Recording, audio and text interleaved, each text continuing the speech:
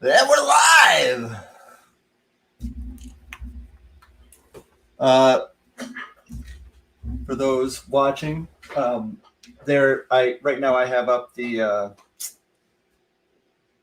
damn layout for the thing that we're gonna do, and we will not have cameos in the new Venom movie. Asks Joseph Knoll. Rosenberg should be here soon. He apparently wakes up at I don't know. He wakes up at 3:00 p.m. So we will see him soon. And I'm going to get started drawing this in just a second. I'm going to tweet this out. That we're live. Oop, almost gave out the paid link. Not what I meant to do. Hold, please. Hey everybody, good morning. Supple Griffin Sheridan here. My suppler half will be here. Oh, this is cool. Whoa. No, I hate it. Stop. All right, I did. Hey chat. Ryan Michael is back. Hello, sir. Good to have you once again. Apparently the backstage isn't open yet. We're getting there.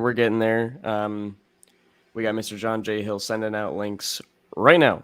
So stay tuned. Keep an eye on your inbox. They'll be rolling in just a moment. Morning, right. Corey. Hope you're doing good, sir. So the concept of this cover. Mm-hmm. Can you barely see it, or can you see it all right? I guess you can see it. I can see it all right. Once I start getting pencil on it, it'll... Yeah, it's all good. So Matt's new book is about, the punk scene. I'll let him explain it. So we're not even going to tell you what the concept is. There's a reflection in this record. It's looking pretty cool. It's looking pretty cool, Ryan. Thank you. Mm-hmm. So, Griffin. Yes, sir. It's just you and me talking. Mm-hmm. I have plans for a stream next week that we will probably do at night that will include people winning sketches from me. Wonderful. It's going to be fun. But you're going to have to come to my house and get them and ship them out, or I will never ship them out, and everybody will hate my guts.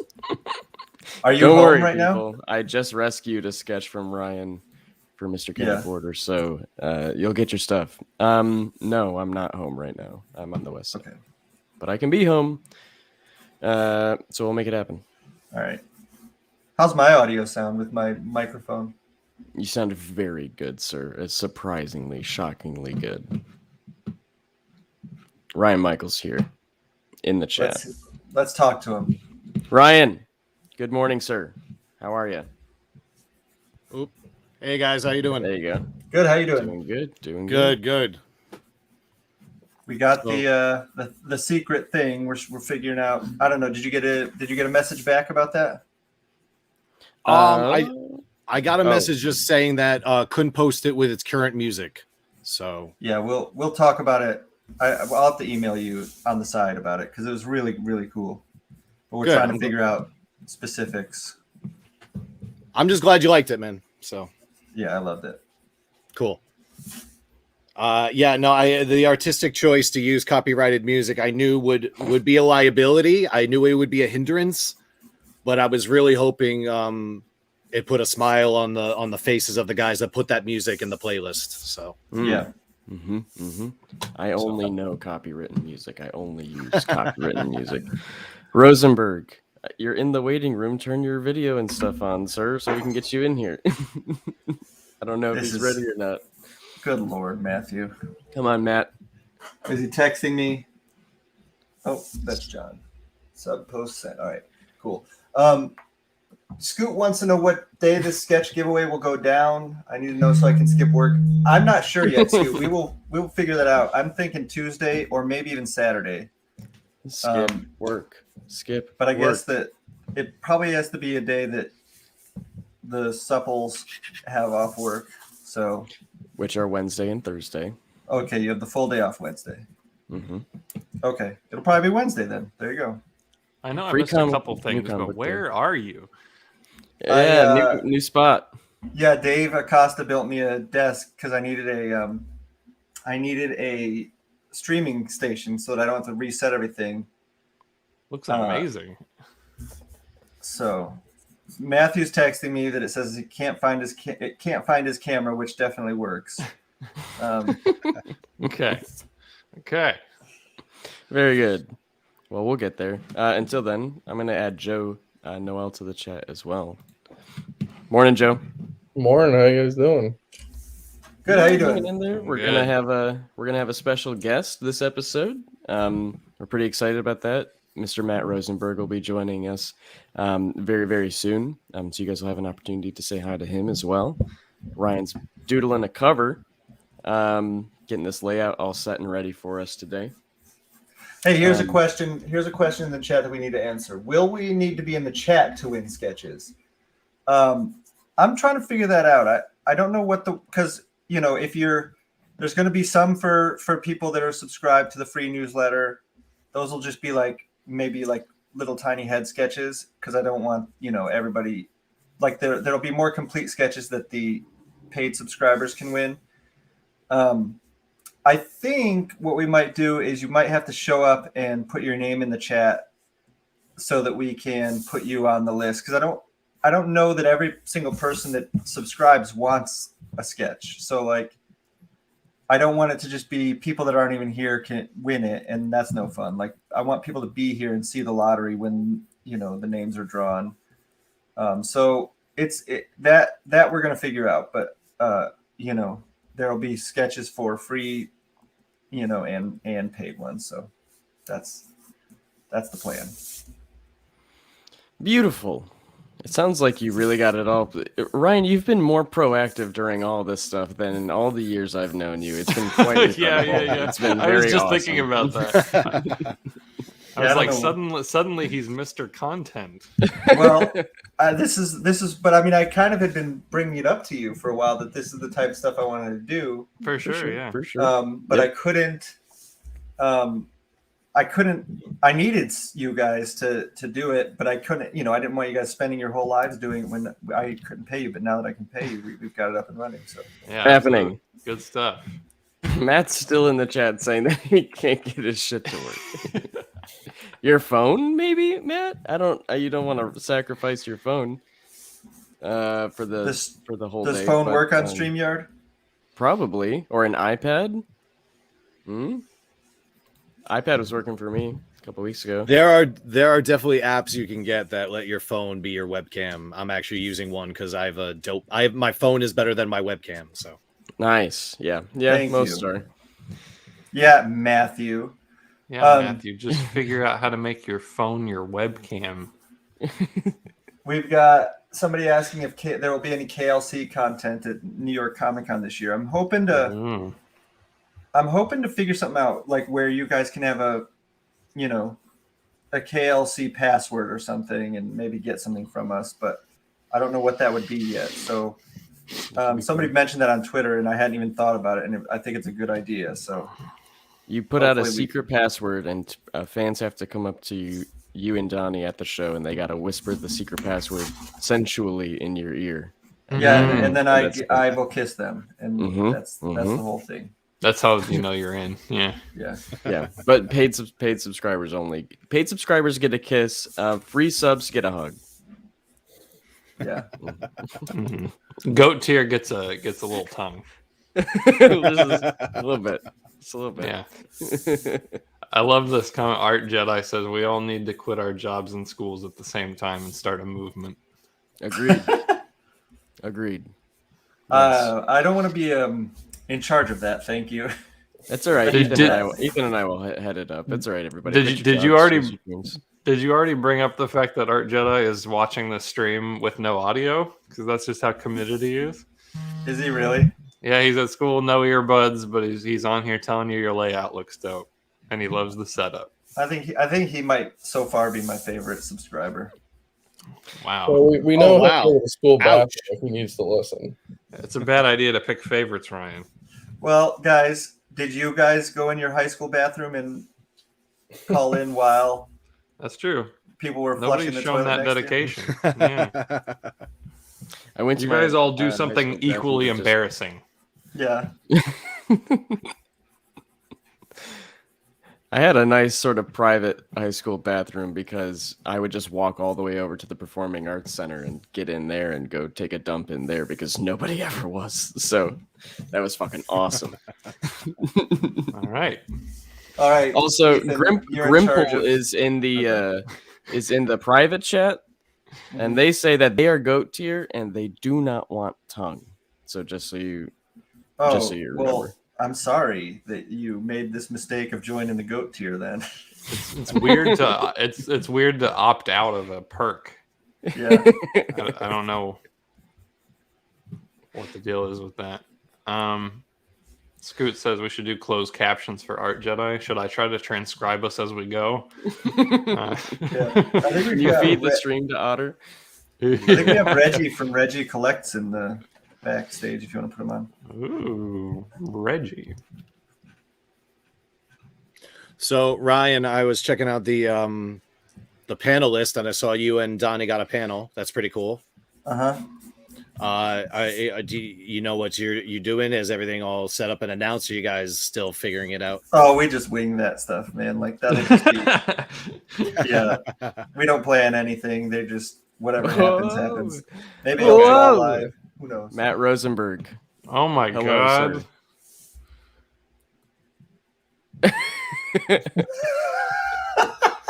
Everybody say hello to a still frame of Matt Rosenberg. I'm adding Reggie. Oh, this room is packed. Reggie. Can you hear us? I'm eating lunch. Is this working? Oh. Well, good to have you eating lunch here. I mean, I don't get to eat, but that's okay. I think Yeah. he dipped. Little scrape on that Tupperware. What's for It's kind lunch, of Reggie? Matt looks great, guys. Everything looks great. Everything's looking great. All right. We'll take him out of here. Just wait till I see him moving down there. Oh, there's another one. Holy shit. Reggie, do you want us to add you in here later, my man? When you're done eating? Who else we got Uh-oh. here? Uh-oh. Matt Rosenberg. Brandon Chandler. Oh, I think maybe Matt Rosenberg.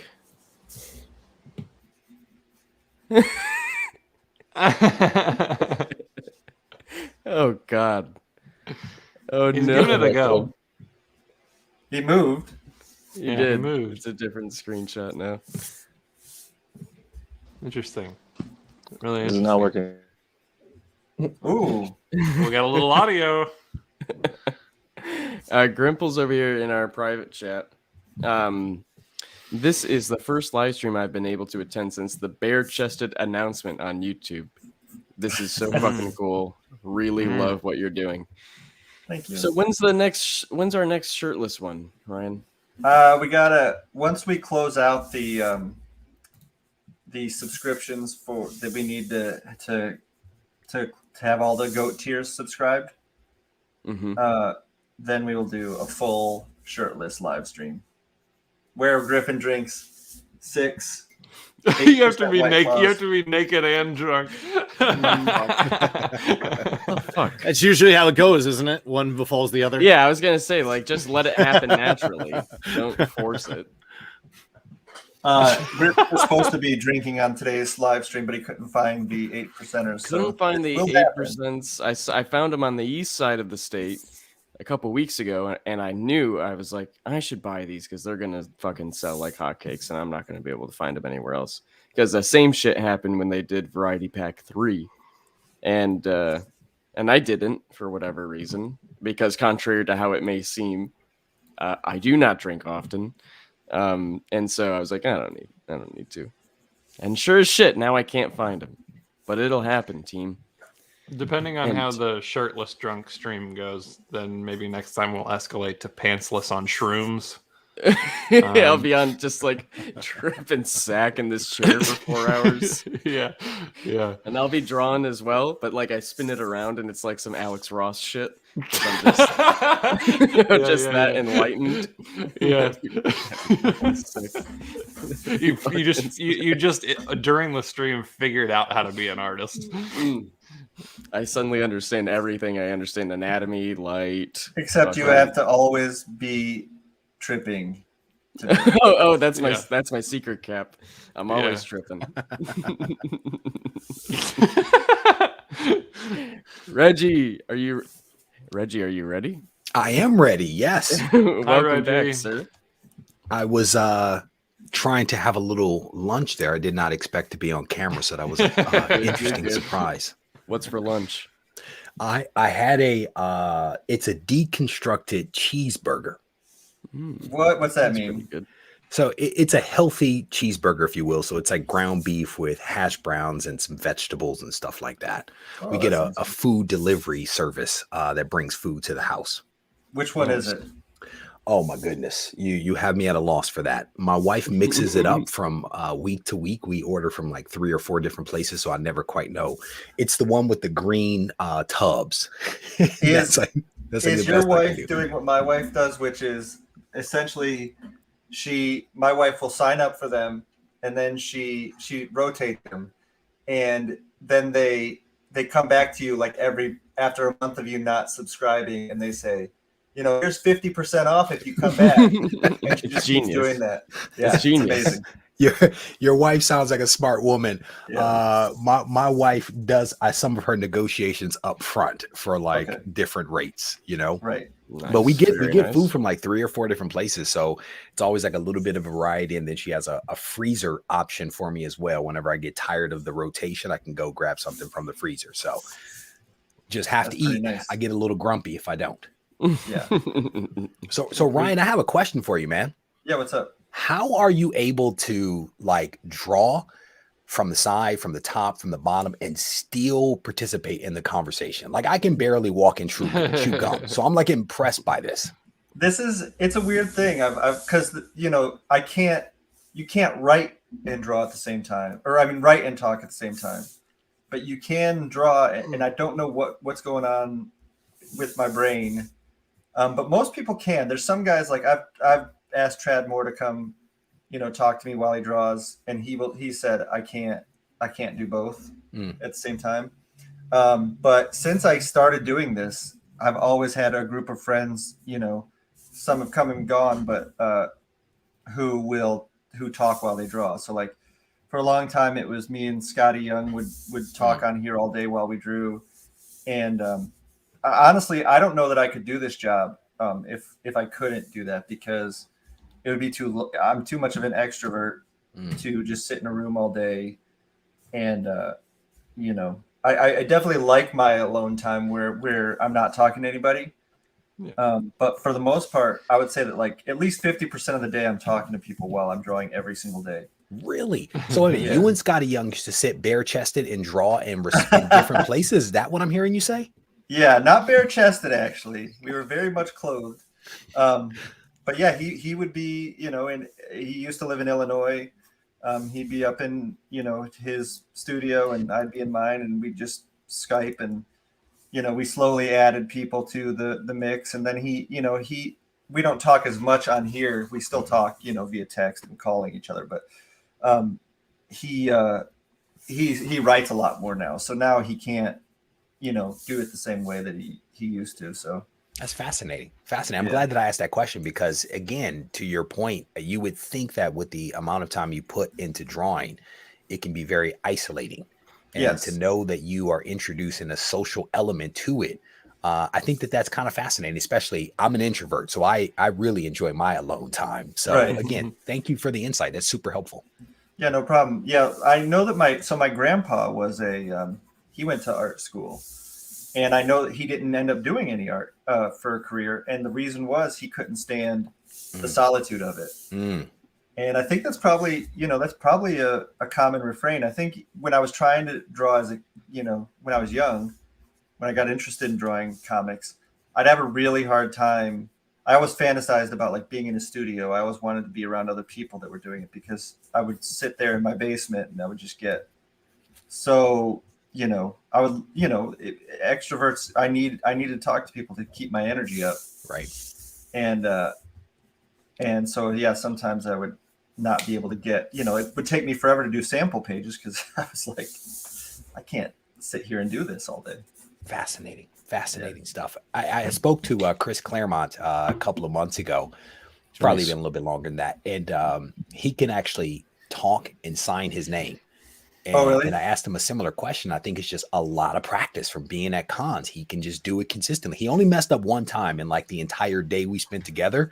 And thankfully, it wasn't a terribly expensive book that he made that mistake on. I probably can do that. I never really thought about it, but I mean, I'm sure I do it. I found I can draw and do it. But writing, to your point, I think you were talking about like writing out sentences and things like that. That's very different from signing, which is, yeah. But just all fascinating stuff, man. Thank you for the insight. I definitely appreciate it. Yeah, no problem. We had people jumping into the chat like Style Mantis, who says Reggie with the pro audio. Reggie, I was going to ask you if you narrate documentaries. Your voice is fantastic, and the audio setup sounds fantastic. No, making us all sound like amateurs.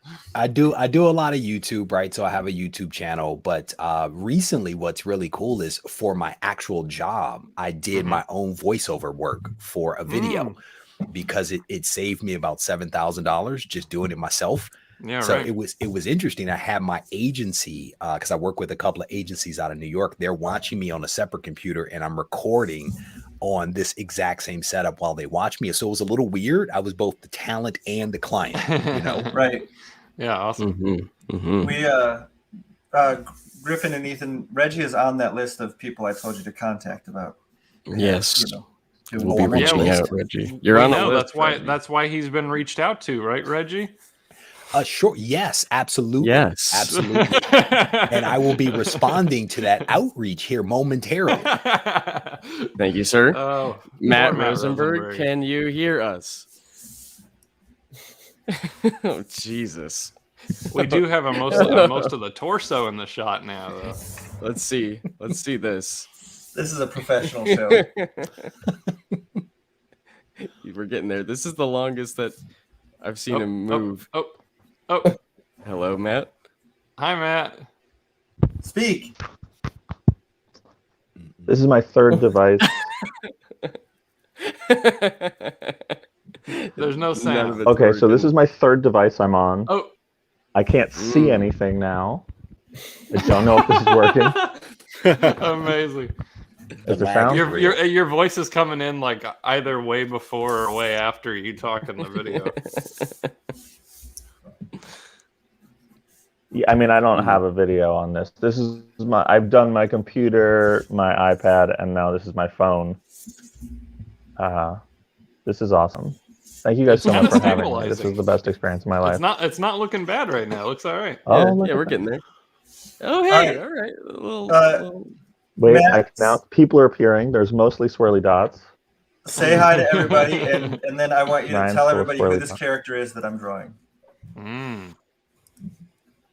Well, he can't see it. Oh, that's right. But, well, he's seen the layout. He knows. Is this happening? Does it work? Does it seem like it's working? You're frozen again, but we can hear you. Am I supposed to say hi to everybody now? Hi, everybody. Yes. Sure. It actually froze at a great time, and it's a pretty good thumbnail. I'm frozen, but you can hear me? Yes. Yes. You're frozen giving the thumbs up, though. It's a good look. Oh, no. Oh, no. See? All right, everyone was shitting on Skype. It's not just Skype. Maybe I should just call him and he can talk to us via phone. I mean, that'd be fine. That'd be good. Who's closest? Who's closest? Who could he come over to the house? Yeah. Is he in? Let's try where this. Does he live? Reggie, can Matt come over to your house and use Sure, your setup? have him swing by. I'm in North Carolina, though. I don't even know where he is. I have enough lights for everybody and extra microphones. Let's do it. Let's go. I am the only one right now that there's no daylight for. Everybody's like in the middle of the day and darkness. Where are you, Ethan? I'm in Alaska. Oh, sweet Christmas. Mm-hmm. That is a place I watch all Alaskan TV shows. I love Alaska. Oh, really? I've never been. Okay. I'd like to go at some point. You got to go for a little bit. What's that? This is like going to create some horrible feedback loop because I can't edit the app. I can't exit. You can't exit. Oh my god. Here, I'll kick him. I kicked him from the studio, so maybe that'll help. He needs to go to. He's in New York. There's got to be somewhere he can go, right? He can go to an internet Public cafe. library. Yeah. A public library.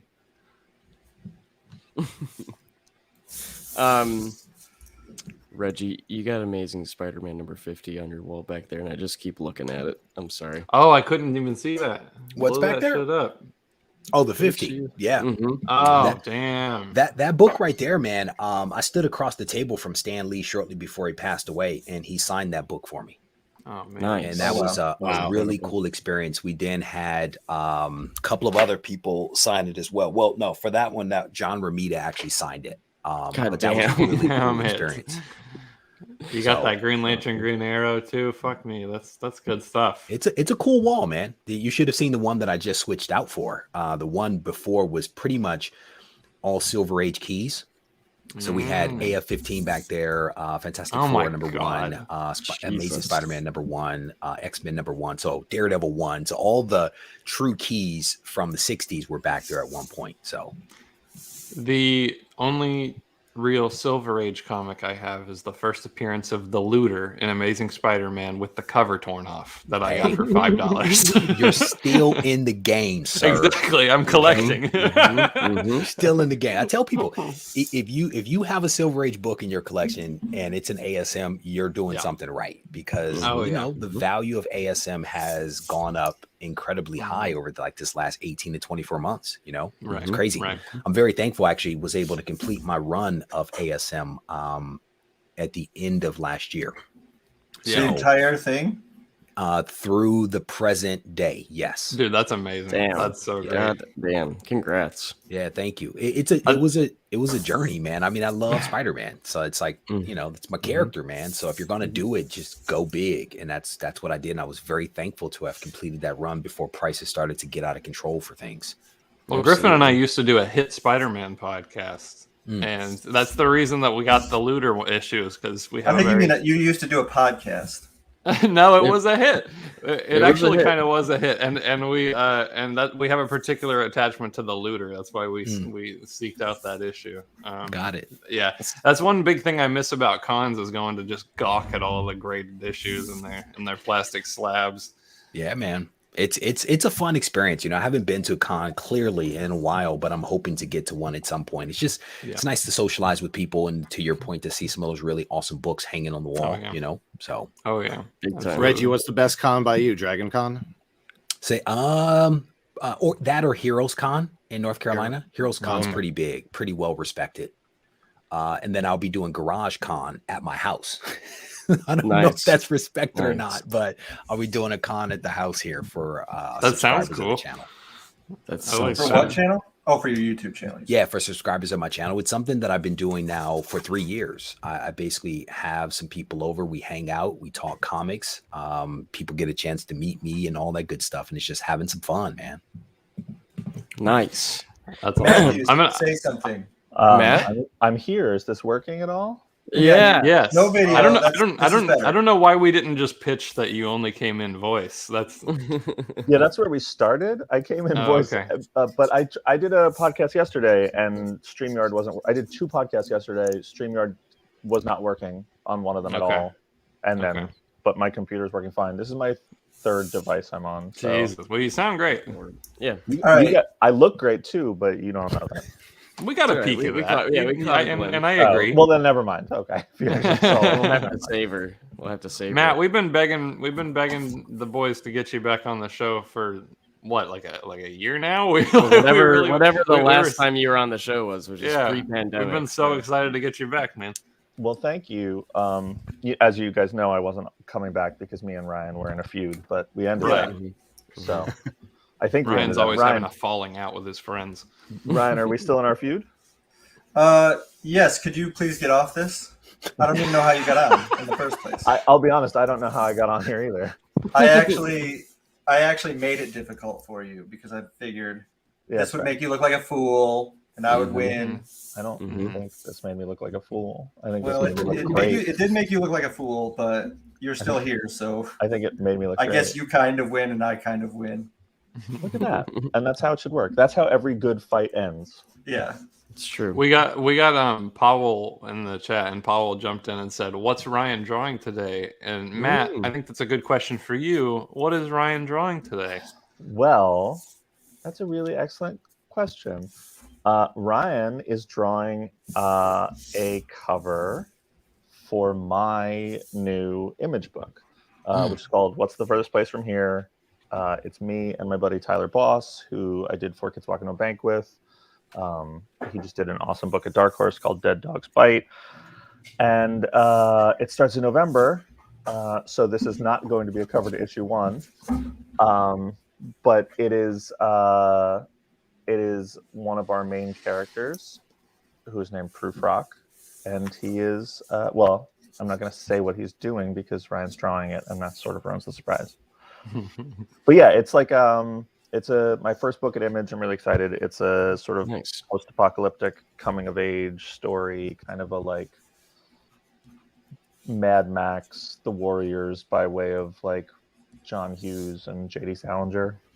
That's really pretentious how I just described that. That's really pretentious, but it's good. The book is actually good. You don't have to buy the description. A lot to do with the punk scene, right? Yeah.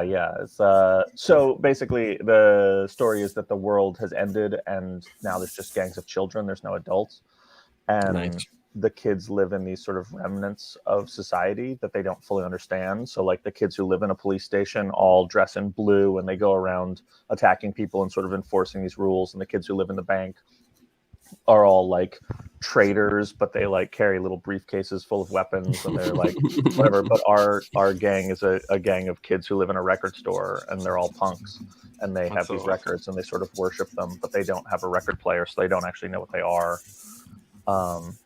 And you know, the story is that one of them goes missing, and they have to decide if they're going to leave the confines of their home/record store to go find her, or what. And spoiler, they go after her. You know.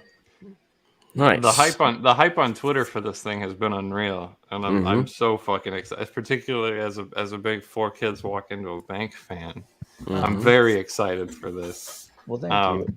Yeah, absolutely. Super excited to see Ryan working on it too. It's cool when like I'm excited for a totally separate thing, and then I get to see my father Ryan's style applied. And there he is. He can't escape. Yeah. Getting Ryan to do it has been awesome because it's like Tyler draws in such a different style than sort of like a I don't know how to describe the way people draw, but Tyler draws in such a different style. So like we were like, who would be really cool to see do something for us? And so Ryan was like top of my list and a big favor to call in. So we were very appreciative that he. Did you ever? When you were figuring out who to get, were you like, well, who's like the greatest artist living right now? And then, yeah, and so Marcos Martin did a cover for. Yeah, that's correct. And Brian Pizarro jumped in and said, "Matthew, what is this comic called?" It's called "What's the Furthest Place from Here?" What's the furthest place from here? Yeah. Google it. Get into it, Brian. The nice thing about stupid long titles is if you go into a comic shop and you get 2, maybe 3 out of 5 of the words in the title right, they probably know what you're talking about. Yeah. Perfect. You know? That's all you need. Yeah. As long as you're not like something is killing the furthest place, you'll probably get my book. You'll probably get Tynant's book no matter what you do. But you can try. That seems to be a growing trend. The long titles, you know, it's like all of a sudden I feel like there's more of the long titles, and there's absolutely nothing wrong with it. It's just it's an interesting evolution that I've noticed over the last 18 months or so. I love them. Yeah. For me, I used to work in a comic shop, and the tail end of my working in a comic shop, I was like trying to make books and still pitching stuff and doing my own stuff. And James Tynan's The Woods had just come out, and Warren Ellis's Trees had just come out. And a guy came in and was like, I need Warren Ellis's The Woods. And I was like, no, it's Warren Ellis's Trees, James Tynan's The Woods. And this guy was like adamant. He's like, no, Warren Ellis's The Woods. And I was like, that's not a book that exists, man. And I had to go and get them both off the shelf and be like, which one do you want? Warren Ellis or The Woods? Like, you can only have one. And right there, I was like, I'm not doing single word titles on my books ever again. It's too easy to confuse. And James is a good buddy. And so I made my first book, We Can Never Go Home. And he was like, I really like the title. And I told him, I was like, well, you were partially the inspiration for the title because you named your book a single word that people get confused. And then cut to 4 years later, and he's like, honestly, something's killing the children. And I was like, damn it. Are you talking shit about Vanish right now? By one word? Yeah. Read the room, Ryan. We're all doing long titles. Long titles. Clearly the feud is still going on because I'm gonna just point that out. Yeah, and Matt, you had me at post-apocalyptic, my friend. Oh, thank you. Anything that's post-apocalyptic, sign me up for. I love that kind of stuff. You even said Mad Max. I was like, whoa, talk dirty to me. Yeah, because we did Four Kids Walk Into a Bank, and it was sort of like a love letter to all this stuff we're super into, me and Tyler, and we were like, yeah, it's a comedy and it's a coming of age thing and it's a crime story and all these things. And then we started doing our next book, and I started writing it, and Tyler started doing sketches, and I was like, oh man, this is just Four Kids Walking to a Bank with an alien. Like, this sucks. I'm doing the same exact book again. And Tyler was like, no, we're not. And I was like, no, take a day, think about it. We are. And so we went back to the drawing board, and we're like, let's do all the stuff that we love that we didn't do in the last book. And so this is an ongoing series, and it's got sci-fi and fantasy and some horror stuff in it, and but the post-apocalyptic thing, we were like, yeah, let's just make it like post-apocalyptic. And, we're both big fans. And as soon as we started doing it and talking to people about it, all these people were so excited. They were like, man, there's just, I'm always worried that whatever sort of genre you're in, there's too much of it. And I was like, there's a lot of post-apocalyptic stuff, but people are really into it, which is weird because the world is ending. So you're like, yeah, I think that's probably part of it. Yeah, maybe. Yeah, you have to come up with your plan. I keep telling my wife, I need a Hummer because when the zombies come, right, I need the Hummer. It's it's just part of it, Yeah, exactly. Real quick, we got a lot of people trying to pile in through the StreamYard door here, and it's freaking out on me and telling me there's too many people. I'm gonna ask Joe and Ryan, did you guys have anything you wanted to ask before we gave you the boot? I just want to say, Matt, it looks great. When I was looking it up, because Ryan announced you were going to be on, the desolate town really resonated with me. The look on the cover just kind of gave me the Stand vibes. That surviving in a town and locking it up, bunkering down. So it looks really cool and it looks interesting. And the four kids definitely. I don't know. I like groups of kids, going on adventures together. So I'm excited to see. Awesome. Thanks so much. Yeah. And thank you for, for letting me in the stream again, guys. It's always a pleasure. Ethan, this is the first time I'm actually kind of meeting. Oh, yeah. Nice. Hi. How's it going, man? Yeah. How's it going? Yeah. All right. Good stuff. We'll see. We'll pop you. Yeah, Ryan, come back later if, after there's a bunch of, After the demand has lowered. Yeah, I'll let it rotate. I'll pop in and say hi later, guys. Take it easy. Thanks so much. Good, Ryan. All right. Bye-bye. Later, man. Bye. Joe, what about you? You got any burning questions? Not that I can really think of, but this book sounds cool, and I'm just going to reiterate what Reggie said. He had me at a post-apocalyptic and Mad Max. And once you say Mad Max, I'm pretty much in for anything. So this definitely sounds like a cool one to check out. Thanks. Awesome. Sweet, man. Matt, I'm not going to read it. I figured as much. I sent you PDFs, and then you're like, yeah, can you just send me characters to draw? And I was like, yeah, you can't obviously look through a PDF to find Ryan will look at the pictures at some point. I'll read it. I just didn't want to read it yesterday. No, I'm just fussing. I also sent you the PDF 4 months ago, but whatever. Moving on. Whatever. I don't know what you're talking It's about. not important. It's not the journey, it's the destination. Now we're here. What is Absolutely. And what is the furthest place from here? What is the furthest place? Like, what is this? I'm sorry, I got here late. Like, what are we doing? Is this a telethon? Are we raising money for something? This is a telethon. Just hanging out. Yeah. Joe, my man, if you want to hop back in later, you feel free to check the studio. But otherwise, we'll talk to you soon, right, man? Sounds good. It's been a pleasure. Always Sweet, fun. We'll do it again. All right. Peace. Bye, Joe. Did Reggie, Brandon what's want to up, get brother? in here? You know, I am going to clear out. I'm going to allow somebody else to come in here. I'll go do some actual work. But I want to thank you guys for giving us the opportunity to jump on here and be part of the conversation. It's been an absolute pleasure. Ryan, good luck with the sketching and also with the feud. Matt, good luck with your first book on Image. I look forward to reading it. Even if I don't buy this specific cover, I will buy the book. So again, thank you guys. I appreciate you all. Thanks, man. Reggie, please pop by anytime. Love having you here. And I'm also going to go subscribe to your channel. So I will try to come back. They're also going to actually contact you. We're gonna reach out or check your inbox, right? We're gonna see if you want to go have lunch. If you want to go hang out. Let's do it. Shirtless and all. Let's do it. Yeah, all right? baby. Yeah. Perfect. All right, guys. I appreciate you all. Be well, okay? All right. Thanks. All right. Bye-bye. You guys have a shirtless lunch spot? We do. Matthew, you're a little late. You're a little late. It's been a few We're doing months. all shirtless going forward. You're all wearing shirts? Well, Going so forward. going forward, because the not launch going of forward our from now though. No, well, the launch of our little imprint thing here, we did shirtless on the stream, and it was so popular that we're thinking that going forward, all of our content should probably be shirtless and maybe drunk. Well, it was actually in my Substack contract that I had to be topless during these, but there's a certain amount of nudity that they require. Yeah. Sure. That's beautiful. So this is like the normal. Like I'm going to go back and ask what we're doing because you guys actually didn't answer. Yeah, sure. This is like the podcast, but live. Yeah, this is the new version on the Substack, where if you're a subscriber on the Substack, then you get to come into this little green room and you can potentially join the stream, so you can talk to Ryan and us if you desire. But why would you? I like talking. Well, now hold on. I see, Ethan.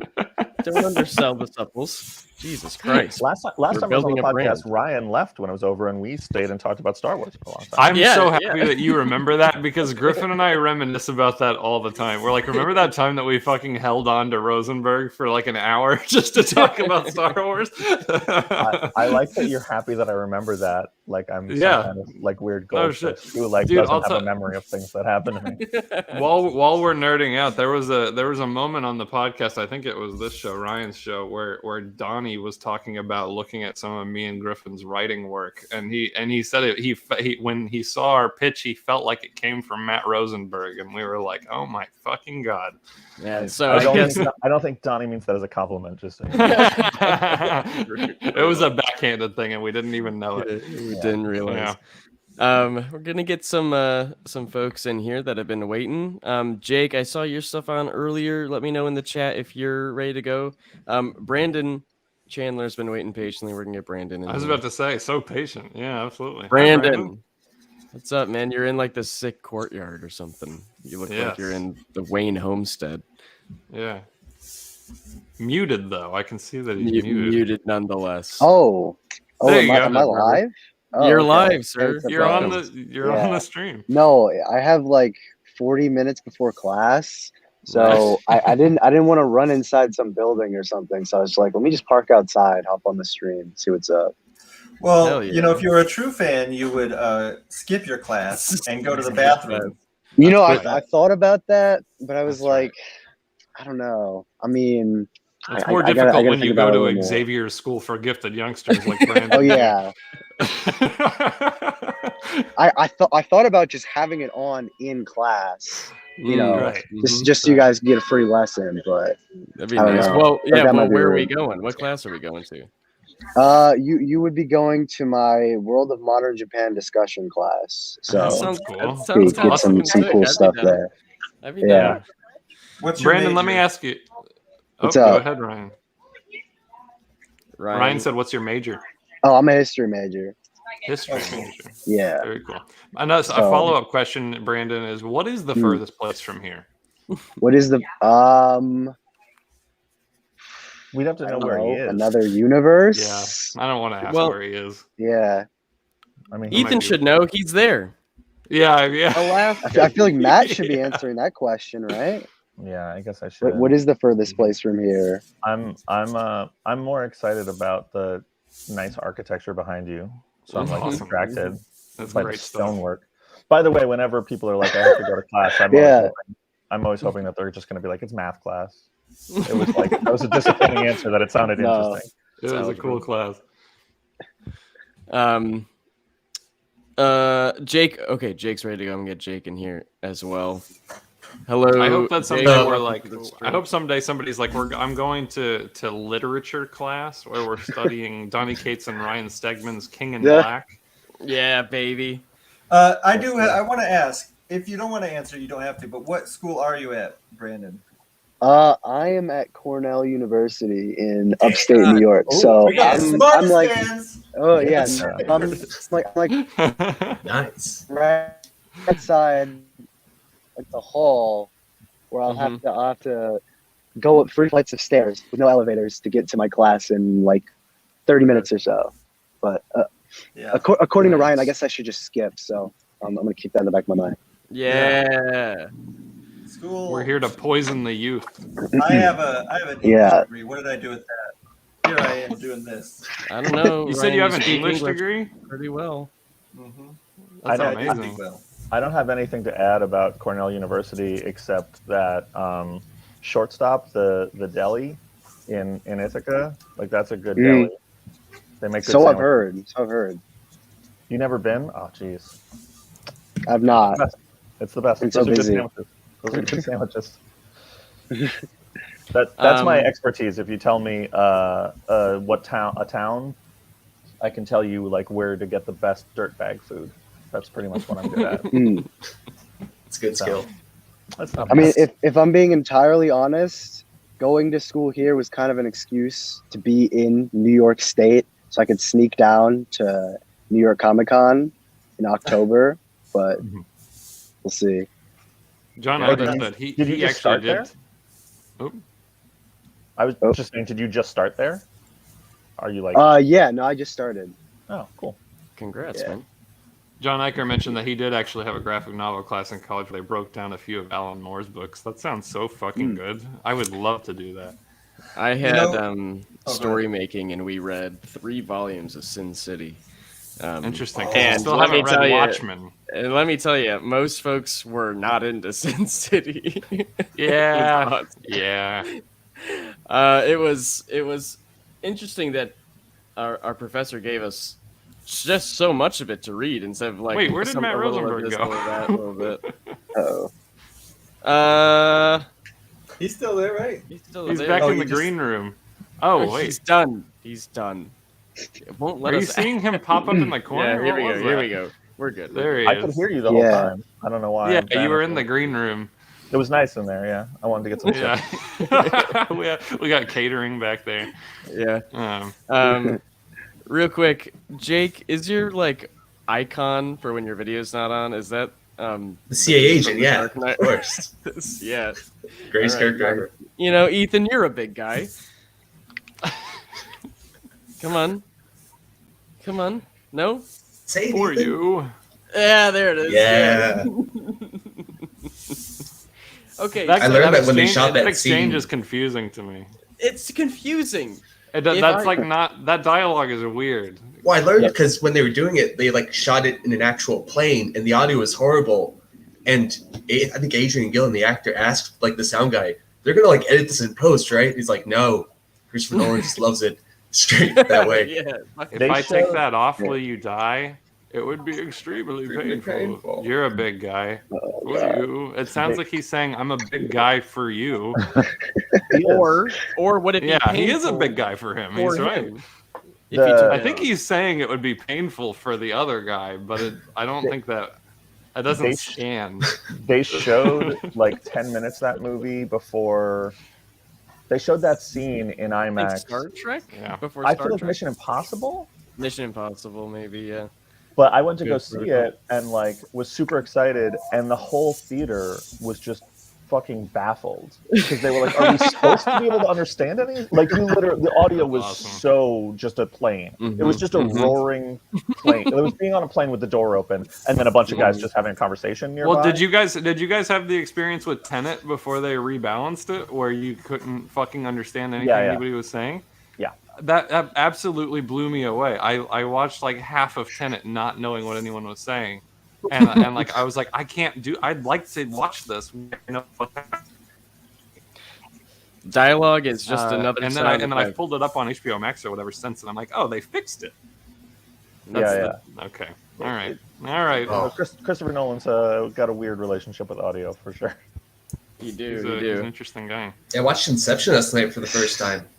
Oh wow, that's really good. Oh, it's pretty good. Leo is fucking a god, king shit in that movie. JGL's pretty good too. Elliot Page is fucking awesome. Yeah. That's the most. That might be like one of the most Nolan movies. It might be the most Nolan movie. I think it is. Yeah. That or Interstellar. I do love Interstellar. I saw. I had to watch Tenet on HBO Max. I didn't get to go see it in theaters, so I don't know anything about the original mix. But I watched Tenet and was completely like my brain melted out of my head when I watched Tenet. I think that might be my favorite one from him. And then I was thinking about how Interstellar, before watching Tenet, was my favorite, so I went and watched Interstellar immediately after. And it might still be Interstellar because that movie rocks. And then I had the fucking gall to say, all right, fuck it, I'm going to go right into Inception after this as well. Just like 9 hours of Christopher Nolan. And then the first frame of Inception came on, and I was like, nah, I can't do it. Actually, never mind. It's too much because every single movie is so tonally and visually similar that I was like, oh, okay, this is just another Nolan adventure. Let me ask you something. Paolo's freaking out that your favorite isn't Memento. For sure. Memento, starring is Guy Pearce, right? Mm-hmm. Yes. I haven't seen it. That would be why. What's the most movies? I want everybody to answer this. What's the most movies you've watched in one day? Lord of the Rings Extended Edition, all in a row. I was about to say, I think I did that when I was a kid. Yeah. But that's only 3 movies. Let me tell you about that. I have a story about that. I tried to do that, to watch the Lord of the Rings extended editions all in one day, and I got about 15 minutes into the first one, and I started panicking because I realized what's going to happen, and I was just like, no, I'm out, I'm done. I had like my sister and her husband over, and my wife, and we were all sitting there down to watch it. We were going to do it. And I was like, nope, over. We cannot do this. I can't do this. I'm panicking. This is too much. Yeah, because your question was how many, like, what's the most movies you've watched in a day? And then Matt said that's only 3 movies. Yeah, but they are the most movies. No, I know. I did a Phantom Menace through Empire in a day. Mm-hmm. I wanted to keep going. That's pretty sick. I couldn't hit Return of Jedi. Over lockdown, my brother and I ran all of the MCU like straight. We just had it running in the background, like in our kitchen for 2.5 days. And just like throughout the night, if someone woke up and one of the movies was over, like we just slipped the next one in and just press play and then kept going about whatever. So that was less watching every single one, but I did go to that was more just wasting energy. Yeah, pretty much. Occasionally, I'd sit down and watch 15 minutes of whatever. Oh yeah, you did that screening event though. I used to do the Best Picture showcase. AMC used to do like all the Best Picture noms, across 2 days, and so depending on the year, I would watch 5 or 6, probably 5 in a day. I thought you went to the MCU in theaters screening. No. Wasn't that a plan at some point? I think it was a plan, and then nobody wanted to go see 20 movies with me. So I said, never mind. I guess I'll do it at home. I guess that's fair. Yeah. They always have those marathons. They were doing that for all the Star Wars, where they were like, go watch 6 of them in a row and then watch the new one. And I was like, that's not how I want to go into a new movie. Like, it's not exhausted. I don't want to. It's not a good idea. Exhausted, kind of nauseous, really sore. Like, that's the best way to experience a new film. I think it's bad, personally. Matt, as a Hawkeye man, are you excited for the trailer for Hawkeye? You know, it's funny. I never watch trailers. I'm like a post-trailer person, but I watched that one. Probably see if they stole any of my jokes, and they didn't. And it was, yeah, I was sad. I wanted my joke stolen. Yeah, no, I thought it looked awesome. Yes. I love the Fraction Aha run. Is like one of my favorite comics, and so we slipped into pop culture news. Ryan, did you see the trailer? No. It's good. It looks like Die Hard with 2 Hawkeyes. Yeah, it looks fun. Is this one? When is this one coming out? Is it going to be November. on Disney Plus? Yeah, on Disney Plus in November. November or December? Oh, I saw Shang-Chi, by the way. Okay, what did you think? I thought it was cool. It was very different from a lot of Marvel movies. It was very fantasy. Yeah, like super. I was really shocked at the fucking turn it takes in like the back 40 minutes. It was a little iffy on their explanations for what was happening. But it was so visually cool that it didn't matter. I thought the fights were fucking. I mean, that's CGI. The fights were fantastic. It's crazy. Ryan, have you drawn Shang-Chi in something that I don't remember? I drew him on a cover one time. I drew him on a Wolverine cover. That's cool. That's cool. Matt, are you a Shang-Chi fan? Yeah, I mean, I love the like 70s books are great. I mean, I love, they're all great. Everyone who makes comics is great, but like the 70s stuff is really, I was like real into that when I was a kid. Finding random back issues of that, like a Kung Fu What's comic. the best stuff in there that you could recommend? Because there's not a lot of that I've gotten into. Obviously, I've read a lot of the more modern stuff and whatever, but 70s Shang-Chi, I would like to yeah, I mean, just start at the beginning. Like like, it's just great. It's just like a Kung Fu comic. It's just fucking cool and like great page layouts, and it just really feels like very kinetic in a way that's very different from superhero comics. Right. I was really into it. That was actually when I did a project with this is a weird name drop, but when I did that weird project with RZA from the Wu-Tang Clan.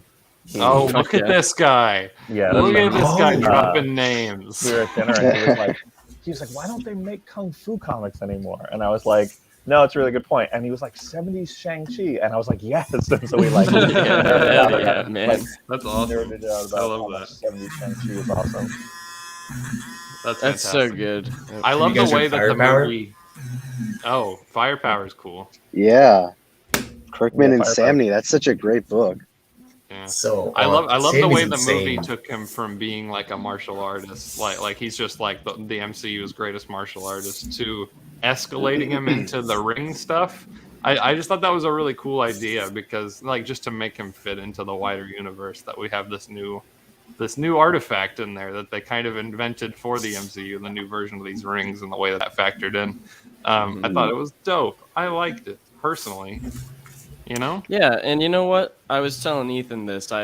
Black Widow came out on home release as well this week, and so I was watching that again. And I'd recently been seeing a lot of like just sort of indifference, if not just complete disdain, going around for that movie for whatever fucking reason. Yeah. And so I was watching it again, and I say, fuck out of here. That scene where they're at the dinner table just like having a chat, and Natasha's talking about how it really wasn't real for her, and Yelena's like, that really fucking hurts to hear. That scene is fucking awesome.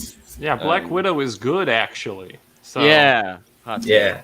Is it free? Like, is it on Disney Plus for free, or you rented it? Not yet. I bought the 4K, which also looks fucking great. But it's gonna be on Disney Plus in like 3 weeks, something like that. Oh yeah, okay. Anyway, it's noon over in the. It is. Or 11. You better get to class, Brandon. It is noon. I have like 25 minutes, I think. So that's just telling me that like I can't stay for another hour. So it's reminding me so I don't break my commitments. It's all good. Also, I have no idea how loud that actually sounds. Like it's over very the loud. computer. It's not overbearing. Yeah, right? I figured it was. It's all good though. Yeah, the class is in session. Thank you, John.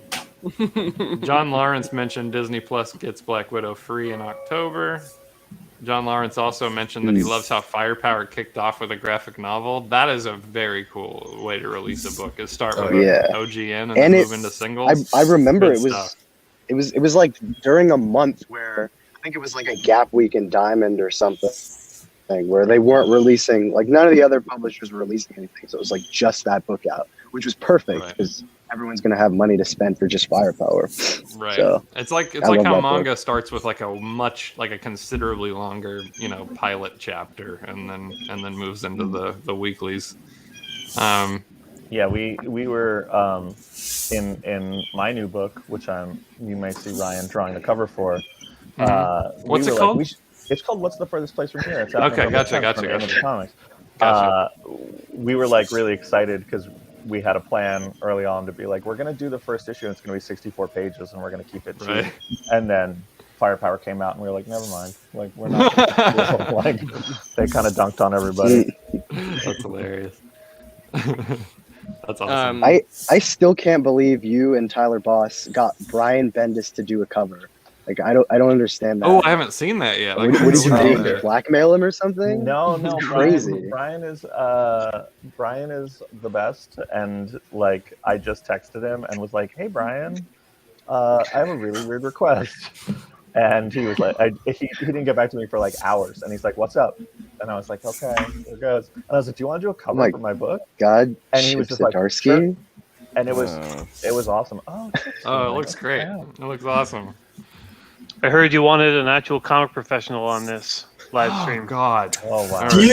Chip, do you have a link that just lets you in without anybody having to let you in? He's got some kind of override code. The supple boys fucking text me 10 times a day with links to things, just begging me to liven up whatever bullshit you guys are doing. We don't. Listen, it's not good. Today cannot be like the fucking Chip show because Matthew Rosenberg is here to spruik his book. Trying to have Matthew Rosenberg is half here because he's a coward and he won't show his face. He couldn't get his video to work. I Chip. couldn't get my video to work. Chip, don't bully me. He still needs to promote his book. No, I forgot you were 70 years old. How did you forget that? You were at my 60th birthday 10 years ago. This is true. Okay, Chip, what do you got? Didn't I do a cover for your new book, Matthew Rosenberg? Right. We haven't announced that yet. I guess we just announced it. Yeah, why not? Can we show it? Can we show it? No, we cannot. Why not? Because we already set up to premiere and show it someplace else. What? Where? All right. Well, our audience won't tell anybody. Yeah. Where? This is like when the movie studios put out a teaser for the trailer that's coming next week. Tell us where it's dropping, and people are going to go to that site and they're going to refresh it like fucking 12 times a day. Show the top right corner of it. I think it's AOL.com. Oh, I don't know. You are 70. AOL's great. I don't remember where it's dropping. We set that up. But yes, Chip did a cover that is awesome. That was going to be a cover to issue 1. But yeah, issue 1's great. I love the fact that it's going to be on issue 1. What were you about to say? Nothing. That was it. I was just ending my sentences with but. No, it's going to be on issue 1, and then Image was like, "You have too many covers," and we thought that yours was like a great standalone cover, and so you're on a later issue. Yours was so good that they didn't want it, overshadowing all the other covers. Oh no, he's gone. His cover's really good, actually. His cover's great. I bet it is. He's a great artist. He's a great artist and a great writer. He's just a bad person is the problem. That's fair. Hey, there's a question for me. Everybody be quiet. When are you going to follow in Chip and Fraction's footsteps and do a chum variant for Vanish? What variant? Did you see that? For Sex Criminal 69? What was it? Chip and Matt Fraction did a variant of them like next to each other in the nude. Oh yeah. For Sex Criminal 69. Listen, if Vanish is popular, we will definitely do a photo shoot for a cover. Right, you should have done one of those NSFW covers they were doing a while back. The variant covers for Sex Criminals. Even though it has like nothing to do. The book has nothing to do with any of that. We'll just all of our characters just having sex with each other, or having sex with Chip. I don't give you permission. Too bad. You signed away your likeness rights to me when you signed up with Substack. So, Matt Rosenberg, have you told everyone what your book is about yet? I did that. Yeah, I did. Cool. Nice. Yeah. You're knocking it out of the park. Yeah, it's really. You missed it. The start of the show was super professional for me. It's a great book. I read the first 2 issues and it's fantastic. Oh, thanks. And, I launched the same month as another book at Image is launching. So is it? Wait, is that why they wanted to bump my cover because there was too much Chip Zdarsky that month? Yeah, that's what they said. They call it chip saturation. Wait, how many covers do you have on issue 1? 8. Well, how many did Donnie have on crossover? 80. So what the fuck is Image doing? Donnie is 10 times bigger than me. Wait, did he really have 80? No, I have no idea. I have no idea. I think it's 8 for the catalog. I think that Donnie had more that weren't in the catalog, and we didn't want to put they said you can take covers and put them not in the catalog, and we were like, no, we want these in the catalog. Like we really want to show them off. So we didn't do that. All right, I accept it. I did a crossover #1 cover. I don't know if you guys saw that. That was pretty good. No, I didn't. So are you drawing, Ryan? Is this for Matt? Yeah, this is. That's great. What issue is that for? Issue 1, actually. Issue 1. We wanted to make sure he gets issue 1. It's for issue 4, probably. All right. And what's mine going to be? I believe it's 3. All right. Suddenly, I'm okay with all this. Yeah, you would be.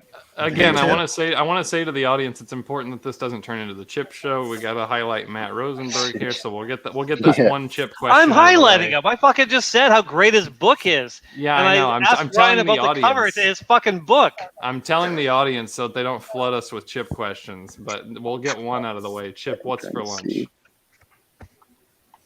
Water every day. Every fucking day of my life, water. Human body is 80% water. That didn't pay off. What's your body? If you're having water all the time, is it higher than that? I'm pushing it to 85%. That's awesome. Thank you. That's correct. That is awesome. That's really good. Yeah, that's really fucking awesome. I want you to be that's what we should all strive for. I want you to be like a jellyfish. Yeah, me too. How much you charging Matt for that cover, Ryan? 0. What a guy! Well, it's not entirely true. I have to come and sit here with him and hold his hand for 4 hours while he does it. Yeah.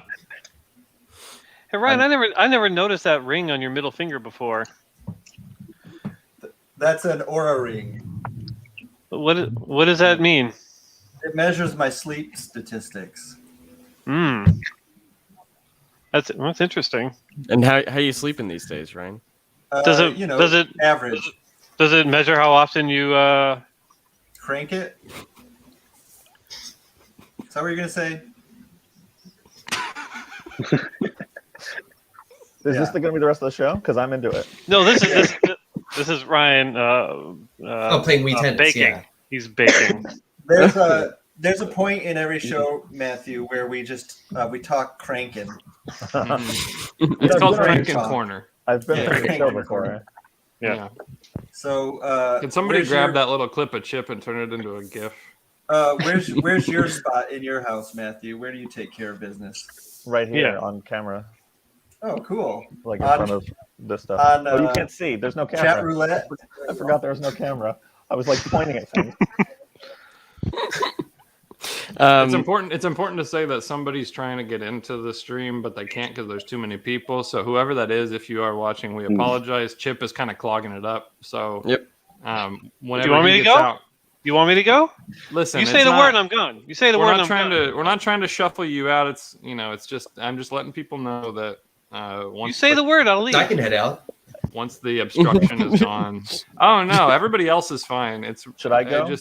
It kind of no, Matt. This maybe is you wanna upgrade your system and actually pay for it in order to allow more people in. Chip, it's been paid for. Yeah, this is the premium version. Let me say something. Grimple is not connected, and I think they think this is the only way they can watch. So maybe we can just tell them the link on YouTube to watch, unless they want to get in the call. So do you guys want to handle that? I guess we'll get on it. I mean, if we Grimple, if you want to. Well, Grimple's been sitting in the private chat. Grimple's watching. Is Grimple? You feel? I know, but he can just watch on YouTube. He doesn't need to be. Is Grimple someone's name? Yeah. Guys, you're taking a lot of the focus off of Matthew Rosenberg here. I'd like to bring it back to him. I was going to say there's a really good band, East Bay hardcore band called Grimple from the '90s. But actually, now that I think about it, I don't know that they were a good band. I can't remember what they sounded like. But there was a band called Grimple. I just put Chip. Hold on. I just put the YouTube link in the chat for anybody that wants to just watch on YouTube. The YouTube link is in the chat. Chip, please continue. Matt, you're taking a lot of the spotlight away from Matt Rosenberg. So stop talking about your East Coast bands and let's talk about you.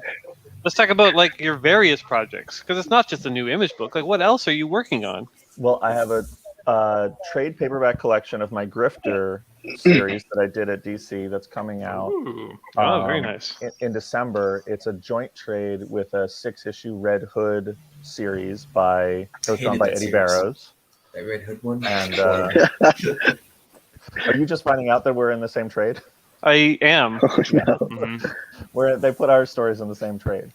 Why would they?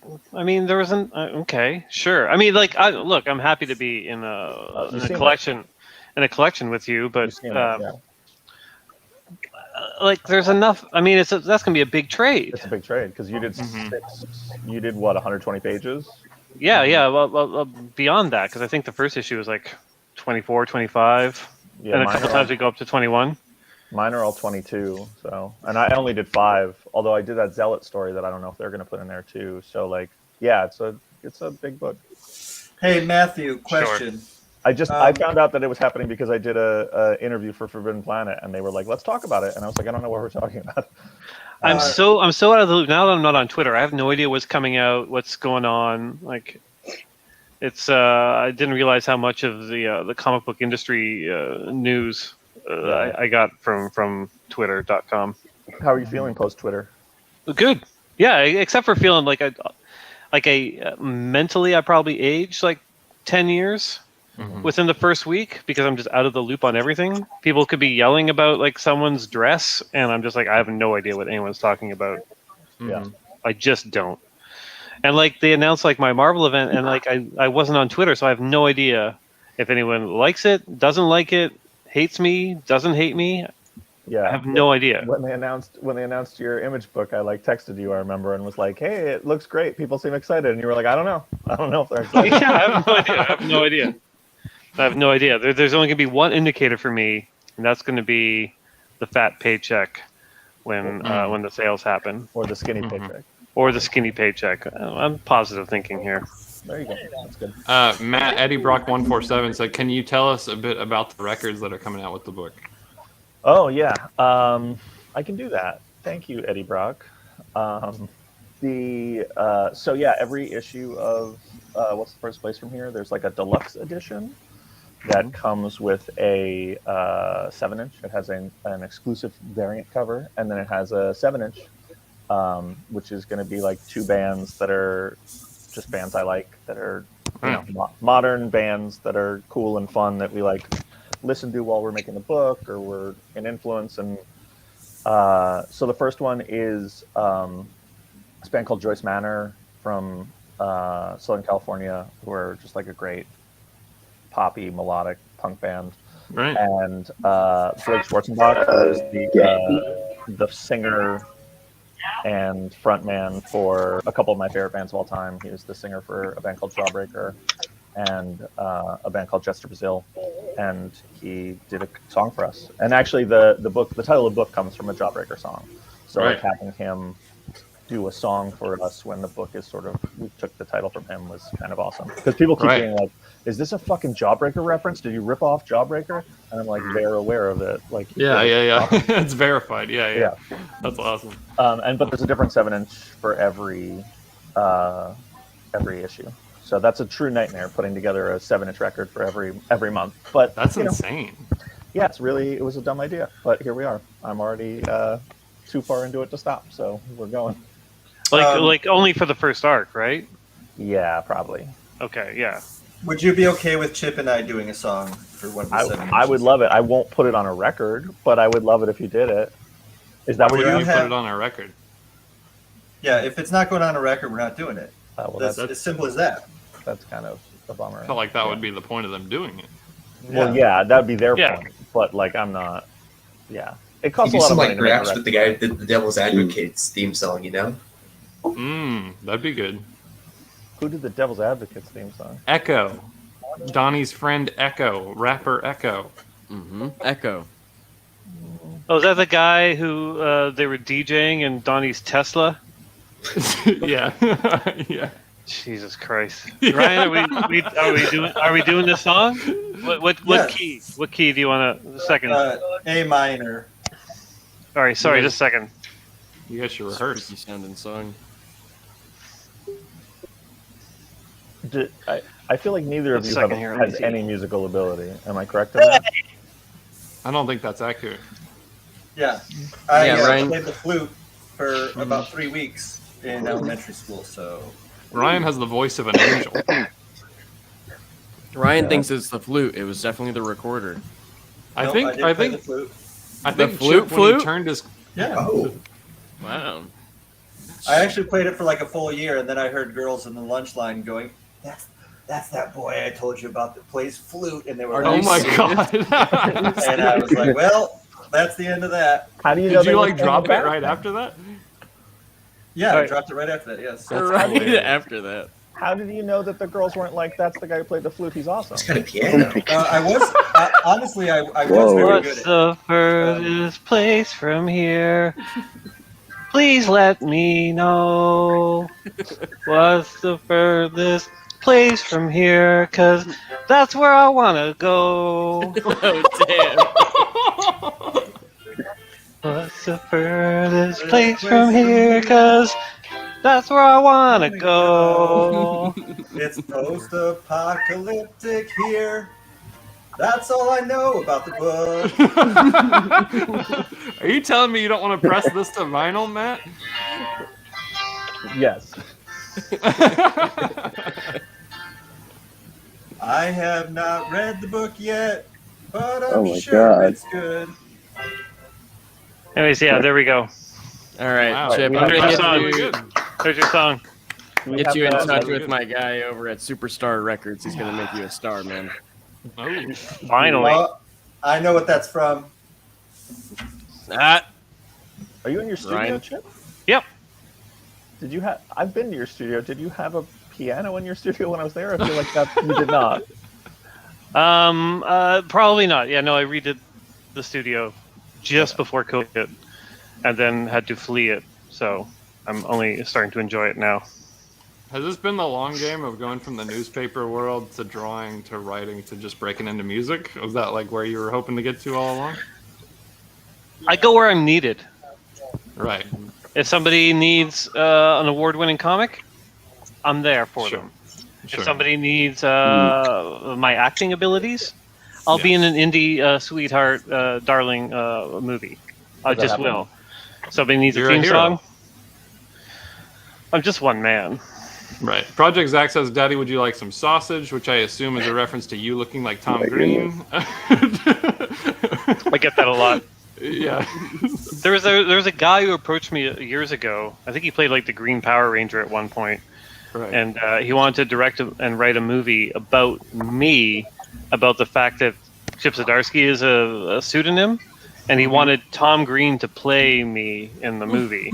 That's a great idea. I don't hate this. He was like it'd be like American Splendor, but like more fucked up because he's like playing two guys. And I'm just like, no, no, I don't know. Damn, we got robbed of the Chip movie.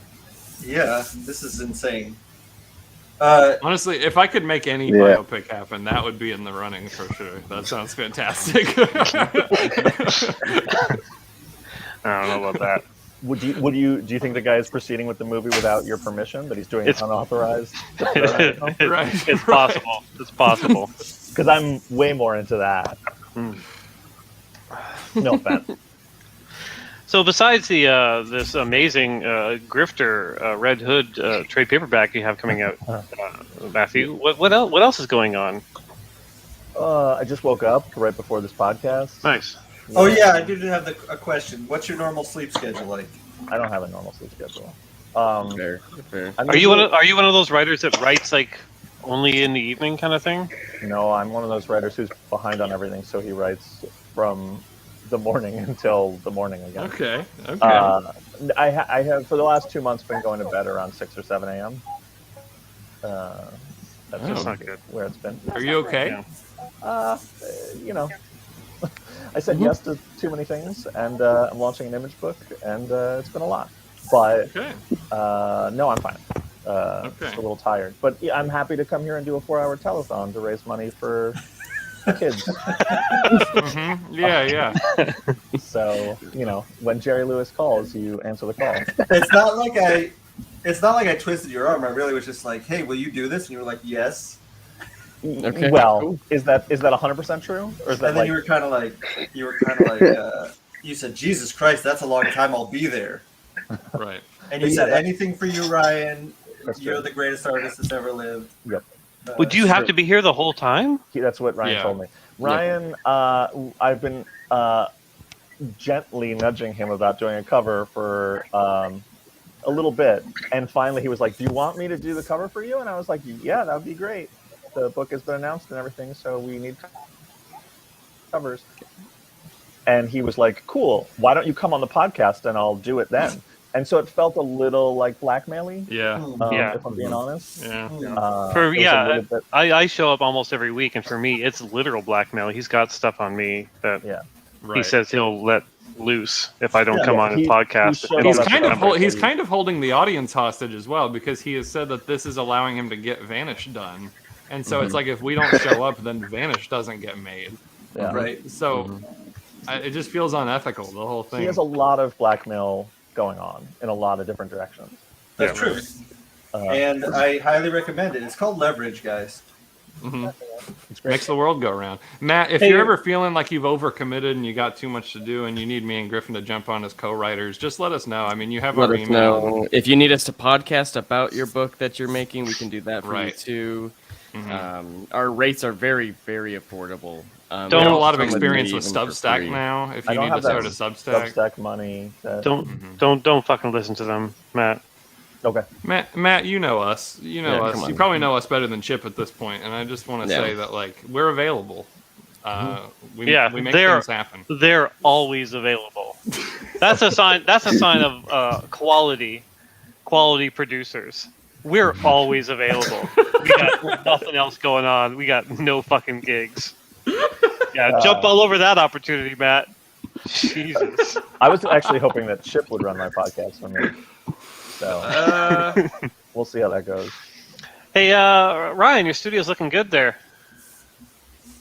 Thank you. I have a new table. Everybody keeps commenting on it because it's not just your fucking shelf falling apart. Well, if you can see around here, it's terrible right now because I spent all week getting this table ready and basically just like anything that was in the way I've just thrown off to the side. So it's just like a big pile of stuff around here.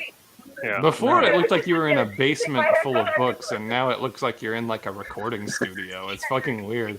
It does look like a recording studio. You definitely look like you're in a recording studio. Yeah. Mike, which is cool. Mike Stinson, you're in the call, sir.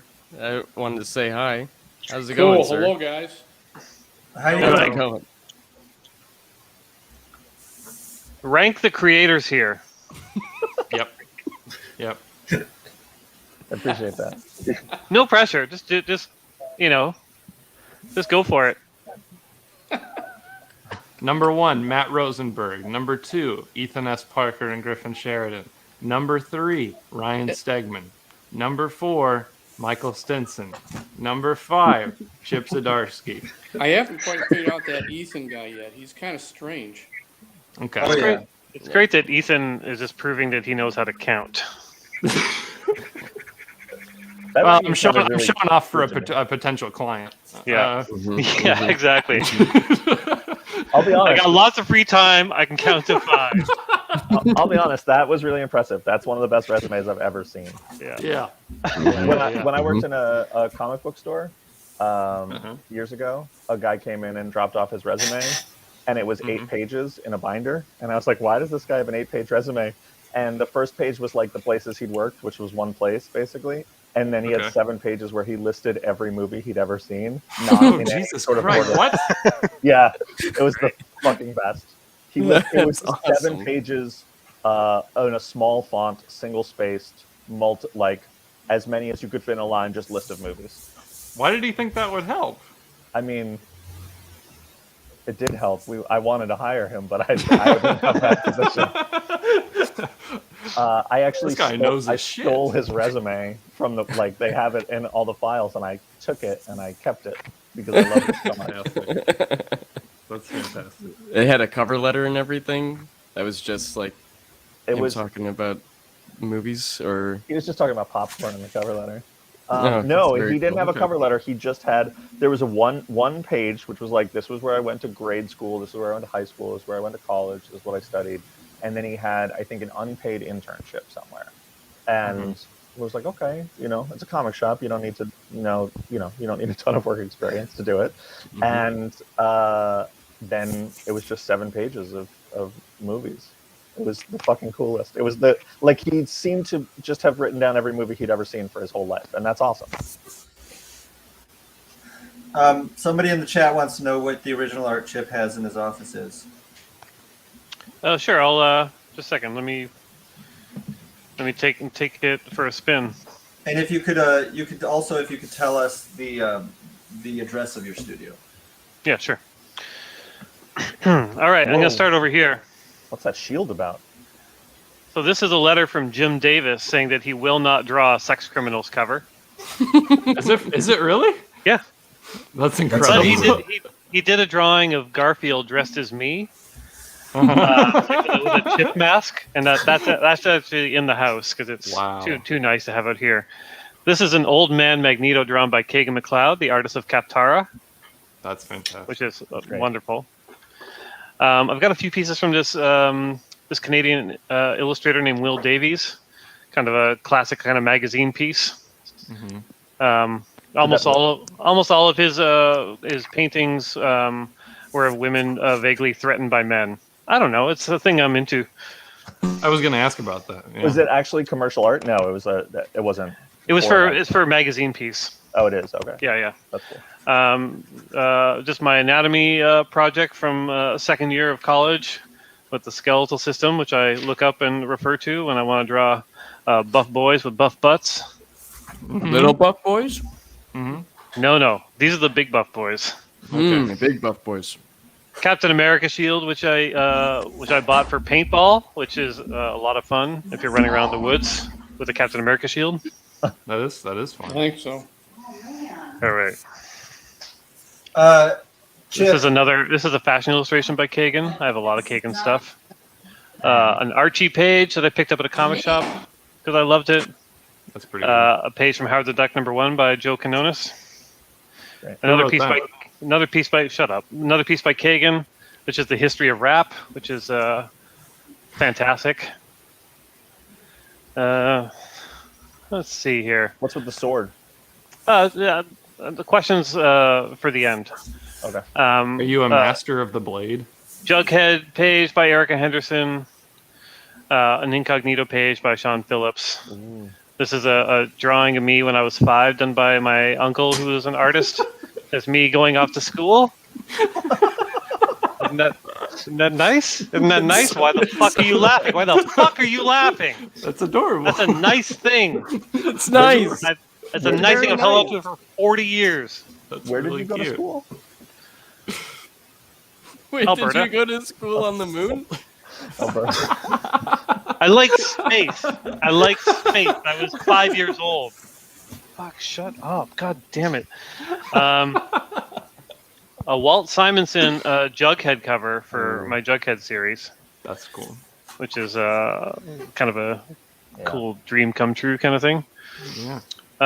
Veronica Fish, artist I worked on with on Howard the Duck. She's great. A Twin Peaks painting. That's good stuff. That's just great. quite lovely. A couple more Will Davies pieces. Some really nice little illustrations. Very cool illustrations. A piece by a friend, Graham Remieux, which is very funny. A piece by Jim Chung for Marvel 2-in-1, which is just like look at the detail on that. Ryan, look at the detail on that. Ryan, take note. Look at this. A nice painting of Phil Collins by Kagan. Okay. A beautiful still life painting by a friend of mine named Ben. Mm-hmm. When I got divorced from my wife and moved into a bachelor apartment, my friend painted this for me. Is that true? Yep. Sex Criminals print. Wait. And then I have questions. This was a birthday gift from the artist Yuko Shimizu. And it says she's saying happy birthday. Was that the gift because she knows you're a pervert? Yeah. Is that Sex Criminals print is by you? I forget who made it. It was when I did a signing in Austin, and they made these like kind of silver prints, which are really cool. Okay. And my comic rack of all my comics. This is the medal they give you when you end up being #1 on the New York Times list. Brian, you got one of these? Yeah. Yeah, I thought so. Yeah, that's basically a tour of the art in the studio. Pretty cool. Okay, I have a question. How many pull-ups can you do, and can you do some on camera right now? I installed that a couple years ago, and I did one series of pull-ups, and I blew up my shoulder.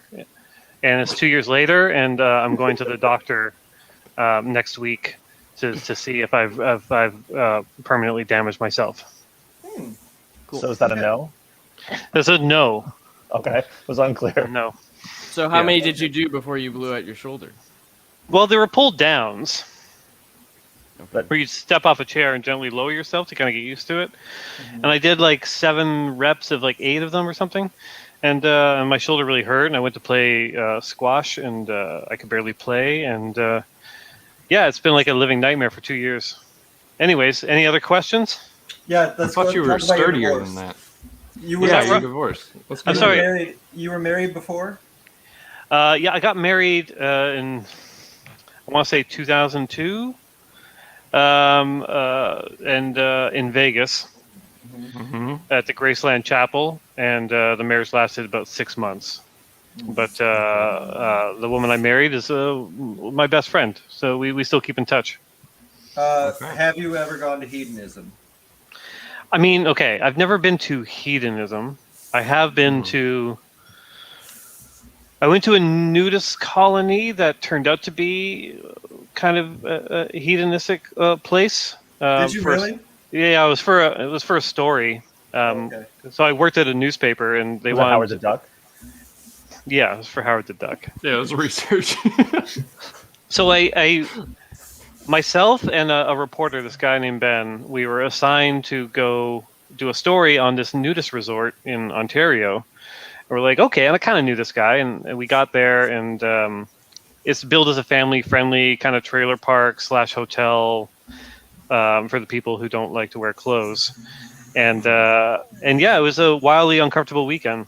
So I made it comfortable at the beginning because my buddy and we got into our room and realized that the TV only had porno on it. Okay. So that's when we knew we were kind of in trouble. Is it because that's like because they're naked, they can only watch naked folk on TV, or? I think it's just like it's that kind of place, you know. Okay, sure. But yeah, we realized, me and my buddy are going to be naked all weekend, so I told him like, let's just strip down here in the room. We'll stare at each other's junk for like 5 minutes, really get the angles, and then it'll be fine for the rest of the weekend. And it was. So if you're ever in a situation like that, where you've got to be around a buddy who's like naked for a weekend, just stare at their penis a lot. Get out of your system. I have a friend who he didn't know what hedonism was. And he got married, and his wife set up the honeymoon. Hedonism. Oh my god! And that marriage didn't last. Just so she knew what it was. She absolutely knew what it was. Well, that's amazing.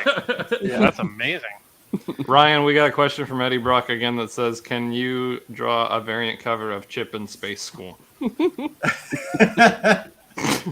Absolutely, Chip in Space School. That's a good name for a comic because it's true. long, like Matt likes. He wants a bunch of words in his titles. Yeah.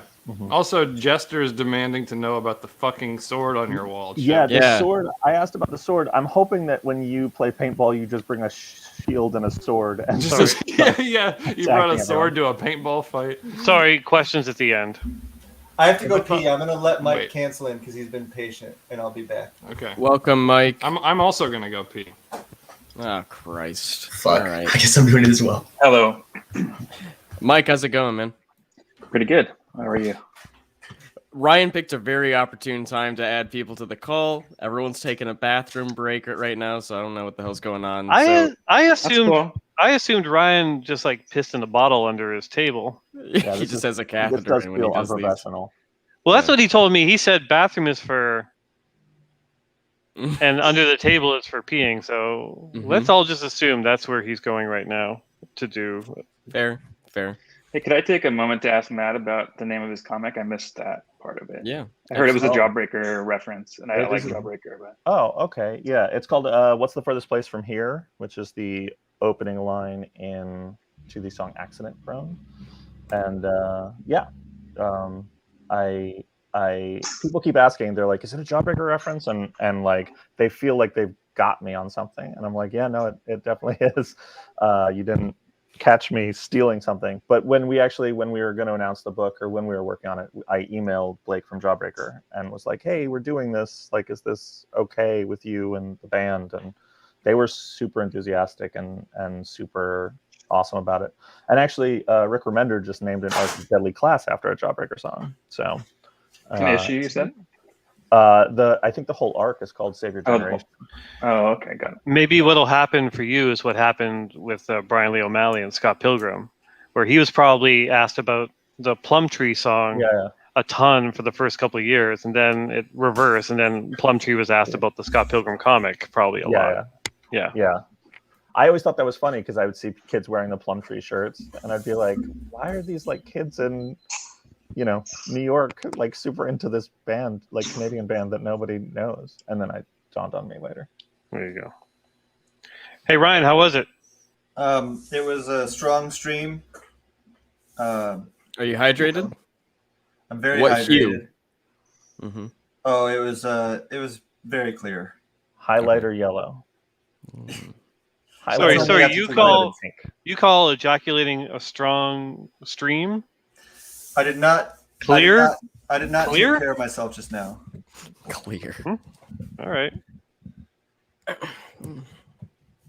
Each their own. Anyway, I've got a few original drawings I could show you guys real quick. Please do. Yeah, absolutely. Yeah, please. When I was a young man, I got to visit the early image studio in San Diego, and I had Jim Lee just drew a couple of things on the spot for me when I was. That's fantastic. So that's awesome. How'd you get to do that? That's like a dream for me. I missed the other one. Wow, that's awesome.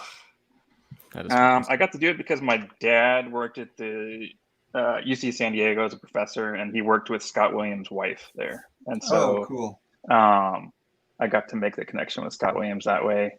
And I think it was like right towards the end of their Marvel time and the very early like Image studio. So I actually got to go to the studio where they were all working. Wow. I think it was Jim Lee, Scott Williams, Rob Liefeld, Willis Portasio, all those dudes. So awesome. I can't remember exactly what year it was. It might have been like 89 or 90, something like that. And I think Eric Larson was also working there. And how many of them were actually working there when you were there? and how many were just doing cocaine? Yeah, I don't remember. I was too young to understand to probably pick up on that. So, and then I have this page from, I think it was an Eric Larson Punisher page that Scott Williams inked. Damn. Oh wow. Oh, That's very great. good. I think it's That's number 24 or 29 issue from the Punisher from like the 90s. Or so yeah, that's it. I'm done. That's That's awesome. awesome. Awesome. I'm super jealous. All I did as a kid was fantasize about what those studios were like and want to go visit them. Mhm. And I wish I had a never clearer did. memory of it, but yeah, I wish I had a clearer memory of or some pictures or something. But I just kind of did it. I went out to eat with Scott Williams recently, and all I did Oh, nice. was just hammer him with questions about that era. I was going to say that I had dinner with Scott Williams in Texas once, and it was like a bunch of people, but Scott Williams was there, and people were talking about like their original art collection. Mhm. And like, I don't know if you guys know this, but he's like one of the most insanely like, I don't know how to describe it. He just has this enormous collection. And I was like, I was with my friend Ricky, who works at Marvel, and Ricky was like, ask Scott about his art collection. I was like, oh, Scott, do you have a big art collection? And he was like, yeah. And I was like, what's your favorite piece in your collection? And he's like, oh, I don't know. I have like all the Dark Knight Returns covers. That's pretty cool. Whoa. Like, What? He was like, I have a lot of the first issue of X-Men that I did with Jim. And it just goes on from there, where he's like, he has like a ton of Frank Miller. He has, but it goes back, he just has everybody. He has like, That's insane. yeah, like the list of stuff he had was so crazy. And I was like, hey, like, how is this possible? Like, how do you have all this? And he was like, oh, when I was a kid, I used to save up all my money and I would go to San Diego. He was like, I would save for a whole year and then I would go to San Diego Comic-Con and I would just go up to everyone's table as a little kid and be like, how many pages can I buy for this? And just drop piles of money on their table. And they'd be like, oh, you take 10 or 15 pages. And he was like, there's a lot of like Walt Simonson, Frank Miller, Jeff Darrow, like Bernie Wrightson. And I was just like, oh, that's insane. Not to be crass, but is Scott Williams the richest inker in comics? He's got to be. He's definitely got to be. Yeah. Like even just based on that collection alone. Like, Yeah, his collection of art is like got to be make him, even without getting paid, he's got to be the richest inker in comics. Amazing. Yeah, it was awesome. All right, Also, I gotta go because I gotta do some writing. Sure, but before you do, Jester says, please tell us about the sword. Sorry, I'm saving questions till the end. But Chip, son of a bitch. It's son of a bitch. There we go. But that was the end. Well, he means the end. You meant of the end. Yeah, the end of it all. His deathbed. He'll explain why he has a sword. I didn't think that was what he meant. I have a question for Matt. Yeah, Jake. Go ahead. Do you know how to like draw at all? Like, did you like draw like when you were making comics originally?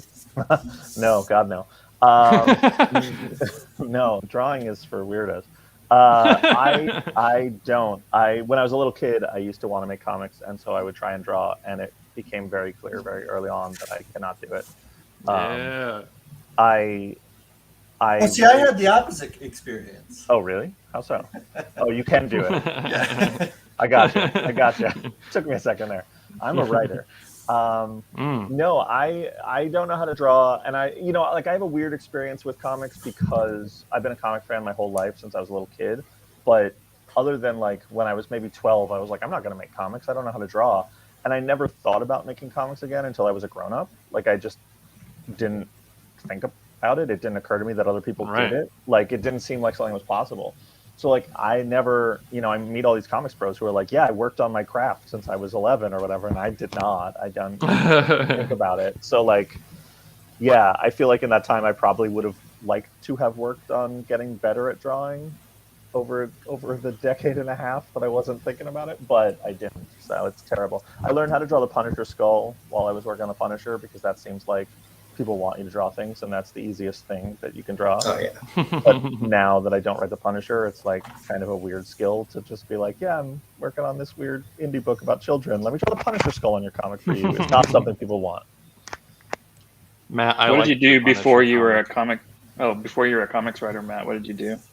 I worked in the music industry, like all sorts of things that, basically anything you can do in the music industry that doesn't involve having musical ability.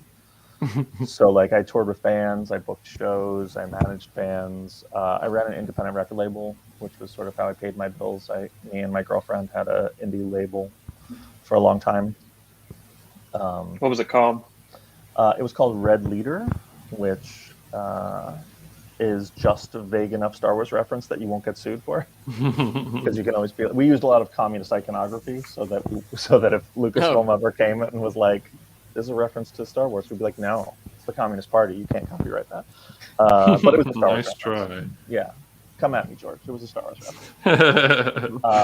Yeah, and that's why I'm a little suited to, with the new book, with What's the First Place from Here, we're doing 7 inches, which people keep being like, that's crazy. And I was like, well, it's not as crazy as it seems, because I did it for a long time. I used to put out records, so I had a lot of connections in the music business and manufacturing. But it's been a long time, so it is very difficult and very different than it was back then. But that's sweet. We got a question here from Brian. Ryan, of all the books you referred to us, which was a post we put out a couple weeks ago, which one is the best for shadows? That's a good question. I don't know that any of them really go into shadows. There's a Dynamic Light and Shade by Bern Hogarth that I guess I could have talked about, but I don't. That book is a little weird because he's got some strange. There was one by Scott Robertson. I'm seeing if it's near here. I'm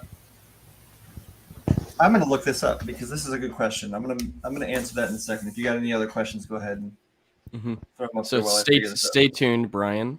Wait, so these are drawing books? Yeah. Oh, cool. Yeah, if you want to get some, maybe it's never too late to start.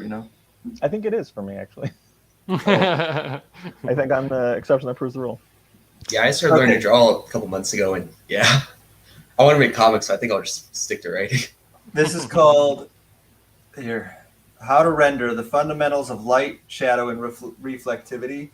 That's more like, it's not going to tell you about how to shade a human being, but that if you kind of combine that with Bern Hogarth's book, those two are both, those you'll get enough info out of them. Did you just order that for him on Amazon? That's so nice of you. No, but I probably have multiple copies because I have a tendency to not be able to find a book that I bought, but they're like the important ones, and then I'll just buy it again, and then I'll be like, oh, here it was, right here. And then, I just have multiple. Brian, if you're paying attention to the chat, our good buddy John Eicher says Color and Light by Gurney. Oh, yeah, I did say that explaining one. color There within you go. shadows. John also has a question for you, Matt. What bands did you tour with?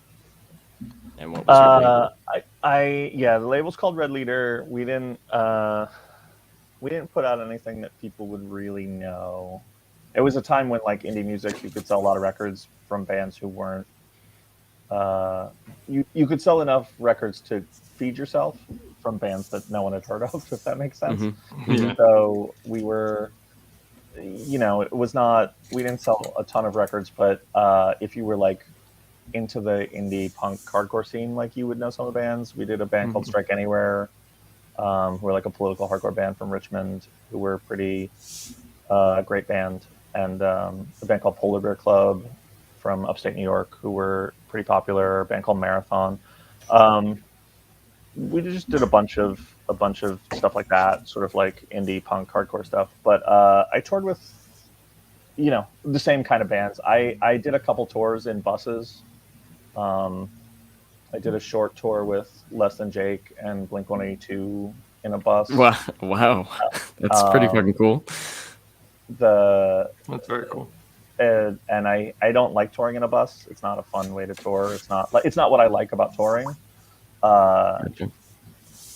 And what do you like about touring besides getting from place to place, or?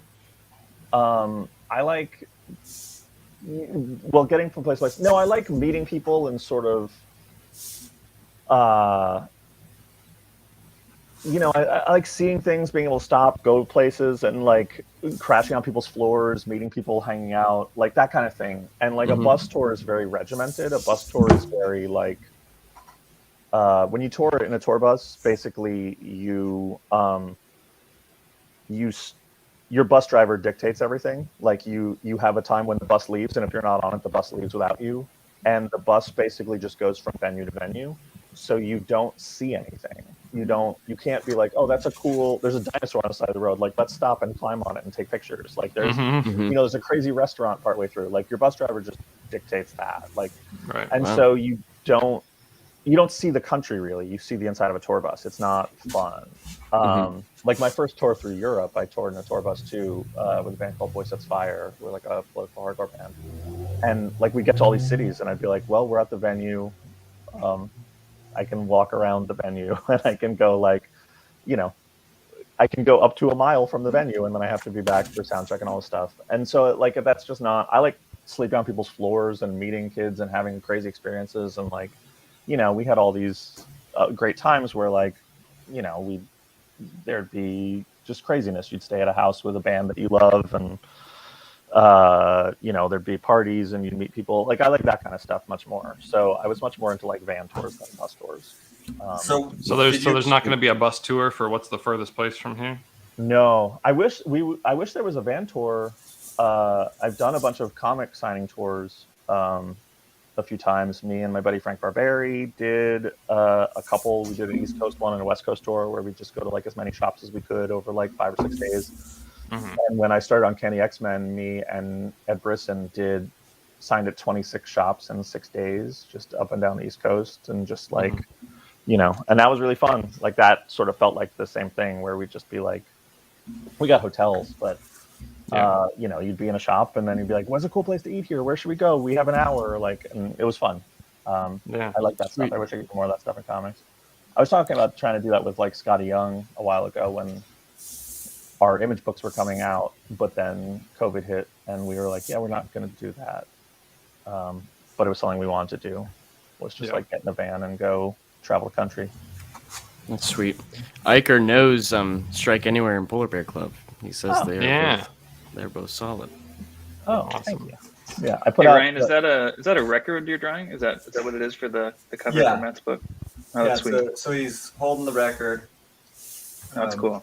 And it's his reflection, and and it's a spooky reflection. Awesome. Right. Very cool. It's a spooky reflection. I love it. It looks awesome. Matt, we had a question from Joe Noel, who was in here with us earlier. As someone who's just a writer, not an artist, what do you think was your biggest strength to getting your name out there in the comics world? Oh man, it's really a different thing for writers than artists, because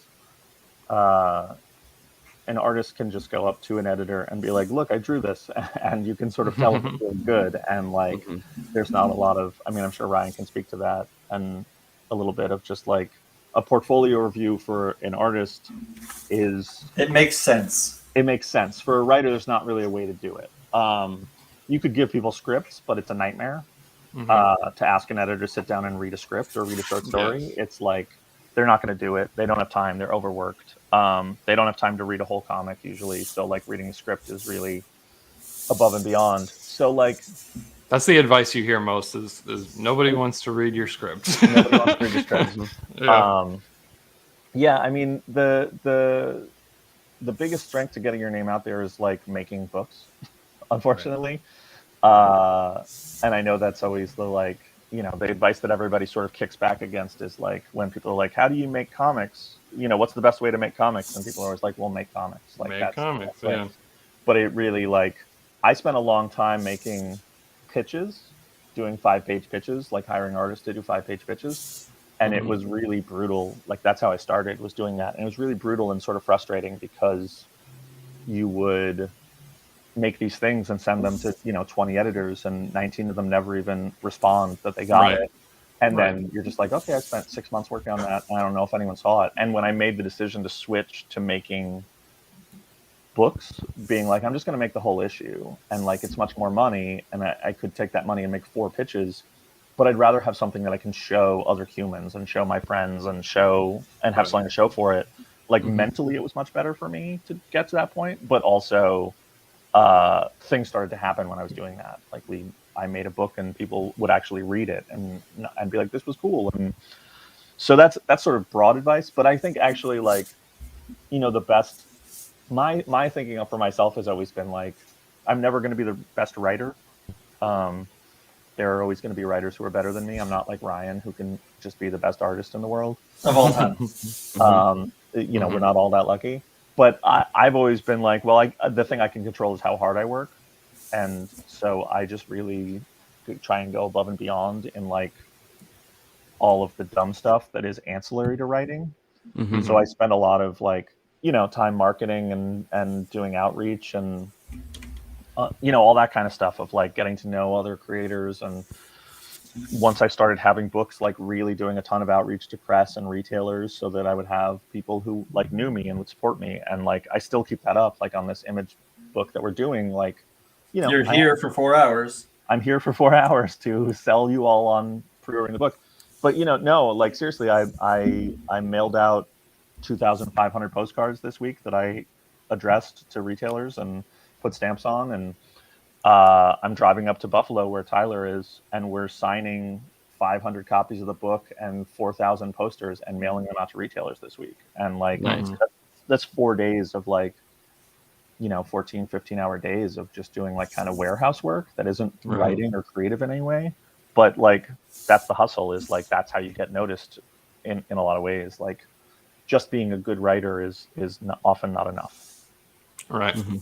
That's a daunting and depressing answer, but I find most writer advice in comics is kind of depressing. Like because writers are always like, yeah, I don't know how I did it. I mean, I just kept doing it, and then something happened after many years, and it's like, oh, well, all right. But like, you know, I guess that's the advice, is just keep doing it for a very long time. And yeah, I mean, you know, they say like, they're always like, you know, it's a career is the intersection of like luck and preparedness or whatever. Yeah. And that's sort of where I was at. That like I had pitches, I had books ready to go. Like I knew what I was doing already when I got contacted by, you know, some music industry people who were like, yeah, you know, we want to do this book. And it ended up being this thing I did with the Wu-Tang Clan guys, and that I could bring to a publisher. And when I brought that to a publisher, then I could turn around and be like, also check out my own stuff. And that's how I got my first book. Right. Hell yeah. It was like, you know, piggybacking off the Wu-Tang Clan, which is not obviously replicable advice. Be like, find really famous rappers, convince them to do a comic with you. That's all you got to do. But like, the advice you can glean from that is like, when a weird random opportunity fell in my lap, I was ready to like run on pushing myself off of it, if that makes sense. Right. You watching that Wu-Tang Clan TV show on Hulu? I haven't watched any of it. I watched the first episode and I liked it a lot, but I'm really bad at watching TV. Like, I'm really behind. So I've been watching Succession instead, I guess is what I'm saying. How is that? I gotta see it. Succession is awesome. Succession is so good. It's like one of the best character dramas I've seen in a while, because everybody on the show is like a truly repugnant, horrible person, but you like them and are engaged by them, and like they're so awful that when they're pitted against each other, like you find yourself rooting for them, and then like just as you start rooting for someone a lot, they do something so horrible that you're like, oh no, I guess I shouldn't have been rooting for them. It's a really good tour de force. If you like villain stories, it's a great villain story. Sweet. Matt, you're getting so much love in the chat right now. I was about to say, Matt was seriously the nicest artist I've met in person back in Denver a few years ago. Iker agrees. You might be the most interesting man IRL. Over in the private chat, Matthew said Red Hood is probably my favorite character of all time. Did we already go over that? To have Chip, who just wrote Red Hood here, and Matthew, who's going to start writing him next month, is pretty awesome. We're all happy to have you here, man. Oh, it's nice to be here. I'm glad to be back. I'm gonna go make a coffee real quick. Go make a coffee. Enjoy yourselves. All right, we're getting Brian in here. Hey, Brian, welcome to the show, sir. Hey, what's up, everybody? Brian, I'll be right back. Bye. He's gonna go make some coffee, and then he'll be back for us. This is just my weekly lunchtime visit to the chat, just to check in. Sweet, brother. Welcome. Yeah. Connor McGrade says, "Who's the coolest Wu-Tang member?" Matt, I only met 3 of them. who'd you meet? I worked with RZA and Ghostface, and I talked with Method Man about doing a thing that we didn't end up doing. That's pretty cool. They were actually all awesome. Like they're really different personalities, and you kind of see that in the music, but also, like when you meet them, it's like you can see the different thing. Like they're so interesting because they're great businessmen. So like watching how they make their decisions and what they do is always really interesting. But yeah, I like them all. I worked with RZA the closest at first, and then I ended up co-writing an album with Ghost. Jesus Christ, that's fucking insane. And so that was really so crazy. That was fun and weird. And yeah, Method Man was really like a nice dude and really fun, but we just didn't get to do the thing we wanted to do because he was really busy and I was really busy, and it never got together. And I think Isn't Method Man a big comics fan? Like he has his own like Sirius XM. Yeah. It's a podcast or something like that, right? Yeah, he has a comics podcast. He had a thing that was like co-branded with Marvel that I was actually supposed to be on, but then I couldn't do it at the last minute. But yeah, I mean, they're all comics guys to a certain degree. You know, so like Ghost knew his comic stuff like from back in the day. I don't know that he kept up with it, but like definitely talking about it, like he knew stuff, and you know, was like talking to me about old Iron Man comics, like 70s Iron Man stuff. That's so cool. but RZA really knew comic stuff really well and was really sharp. I mean, RZA's like in terms of like intimidating and like smart, and you just when you meet someone who you're like, oh, I understand how this person is, who they are, like how they got to where they are. RZA was that for me. Like the first time I met him was that, because I'd been working with him but dealing with his manager for a while, and then like they called me at midnight and were like, hey, you know, like RZA wants you to come into the studio, and I was like, okay, cool, when? And they were like, now. And I was like, okay, it's midnight. And they were like, yeah, you know, it's out in Williamsburg. And I was like, okay, I'm in Upper Manhattan. It's going to take me like at this time like an hour, 2 hours to get down there. And they're like, that's fine. And I was like, okay. And then they were like, you know, you need to print out all this stuff for him. And I was like, my printer's broken. And they were like, there's Kinko's on the way. And I was like, I can't just bring my laptop. And they were like, no. I was like, okay. And I went down and I was like so annoyed. And it was like, I got there at 2:30 in the morning, and I get into the studio and there's just so many people. And I was like, who the hell are all these people? And it was like, there were 2 different reporters who were there to interview him. And then there was like a producer and an engineer, a screenwriter, and me. And he was just going through, and like he would turn to someone and be like, what's the next question? And do an interview question. And he'd answer it, like give a great answer. And then he'd turn to the engineer and be like, hey, let's drop the bass out on the, you know, like on the first 10 seconds of that track. And they'd do it, and he'd be like, make it 8 seconds. And he'd be like, perfect. And then he'd turn to the next person, and he would just go round robin the room and do that. And he'd go to me. Oh and my God. He'd be like, show me the cover of the first issue. And I'd like hold it up, and he'd be like, it's too dark. And I'd be like, okay. And then he'd like go to the next, and you're just like, oh, his brain is like fully handling 8 things at once. And like the physical limitation is the only thing that is like holding him back from this. And it was just, you know, at one point, like the engineer was like doing something, and he was like, no, this sounds fucked up. And he just went over and like went to the console and was like, look, you move this part here, you move this part here. And he's just like rearranging the sound files. And like, it just went from like, oh, this is a cool song, to being like, oh man, that fucking sounds so good. It was really like, really super intimidating. And then he was like, okay, let's get some vegan food. And we like went to some vegan restaurant at 3:30 in the morning. Is this RZA? Yeah, RZA. Oh my God. Yeah, he was really like, in terms of just being impressive, he was the most like one of the most impressive people I've ever been around. More love for you from Powell in the chat. Man, Matt, you're a legend for me already. Also saying Method did a sick cosplay of Bishop from X-Men. Yeah, I knew that Meth was like trying to do. He wants to be Bishop in the movie. He's like really gunning for that when they make him. Fuck yeah, that'd be sick as fuck. Bishop showed up for a second in Days of Future Past, Yeah, right? In the just a sec.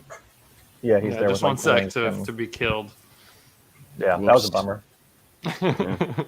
I was like, oh, a bunch of my favorite X-Men. I was like, oh, they're just here to be murdered.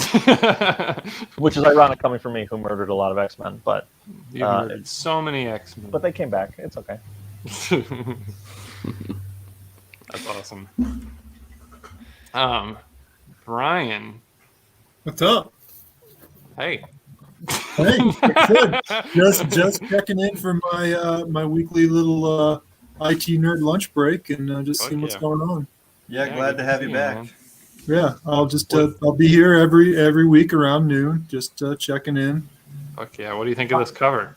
I think that's pretty kick ass. Hey Ryan, what do you do when you screw something up? You white it out and then do it over? Yeah, I have Presto whiteout here that I will probably at some point have to take and yeah. It's like a little whiteout pen that you squeeze and. Awesome. But yeah, it works pretty well. I actually watched if you've ever watched that show Manben on YouTube, it's like Naoki Urasawa goes around and talks to other manga artists and they film them drawing and then they talk about what they're watching. And this one guy had the Presto marker or pens and he was just like, the way that he was drawing was insane. He barely put down any pencils, and then he would just ink it, and then he'd be like, well, that doesn't look good. And he'd take the Presto. And he did it like, there was one drawing where he just redrew the face like 15 times. And so it must have been just caked on there, like super thick. It was crazy. Awesome. So I went and bought a bunch of them. Do you ever work digitally, Ryan? Yeah, I don't really usually do final art digitally. Like you do blue lines digitally? Yeah, like what I sent you yesterday, the layout was digital, and then I print that out onto the board, and then I draw over it. I also did do, you guys will hear more about this soon, but I did I inked a cover that Donnie penciled yesterday digitally. Nice. I had to do it digitally because there was a lot of I can't fucking wait for that. Tweaking that I had to do. Oh, why is that? Why is that, right? It wasn't bad, honestly. The composition was good. He's got an eye for this stuff. I was really into his Spawn cover. His Spawn cover looked great. Yeah, Todd really worked on that a lot. Yeah. but the layout is really, the composition is really good. Like he has a really good eye for that. I had a store yesterday be like, hey, we want to do an exclusive cover. And they're like, do you think you can ask Donnie to do it?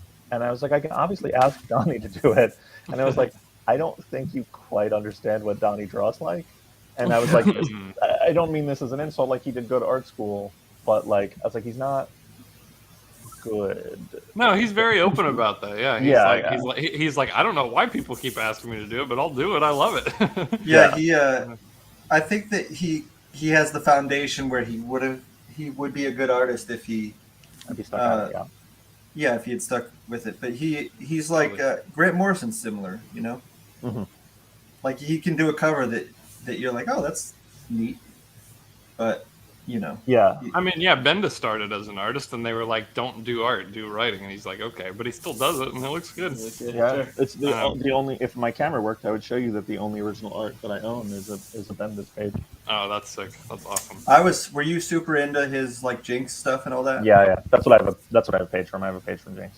Yeah, he was. I was big into him, and then I couldn't believe it because I went to college. I was a Bendis fan from like Jinx and his Torso and all that stuff, and then I went to college, and he was just like, to me, he was like this indie guy, and then I got out of comics for a little bit, and I got a Wizard magazine. I was like, what?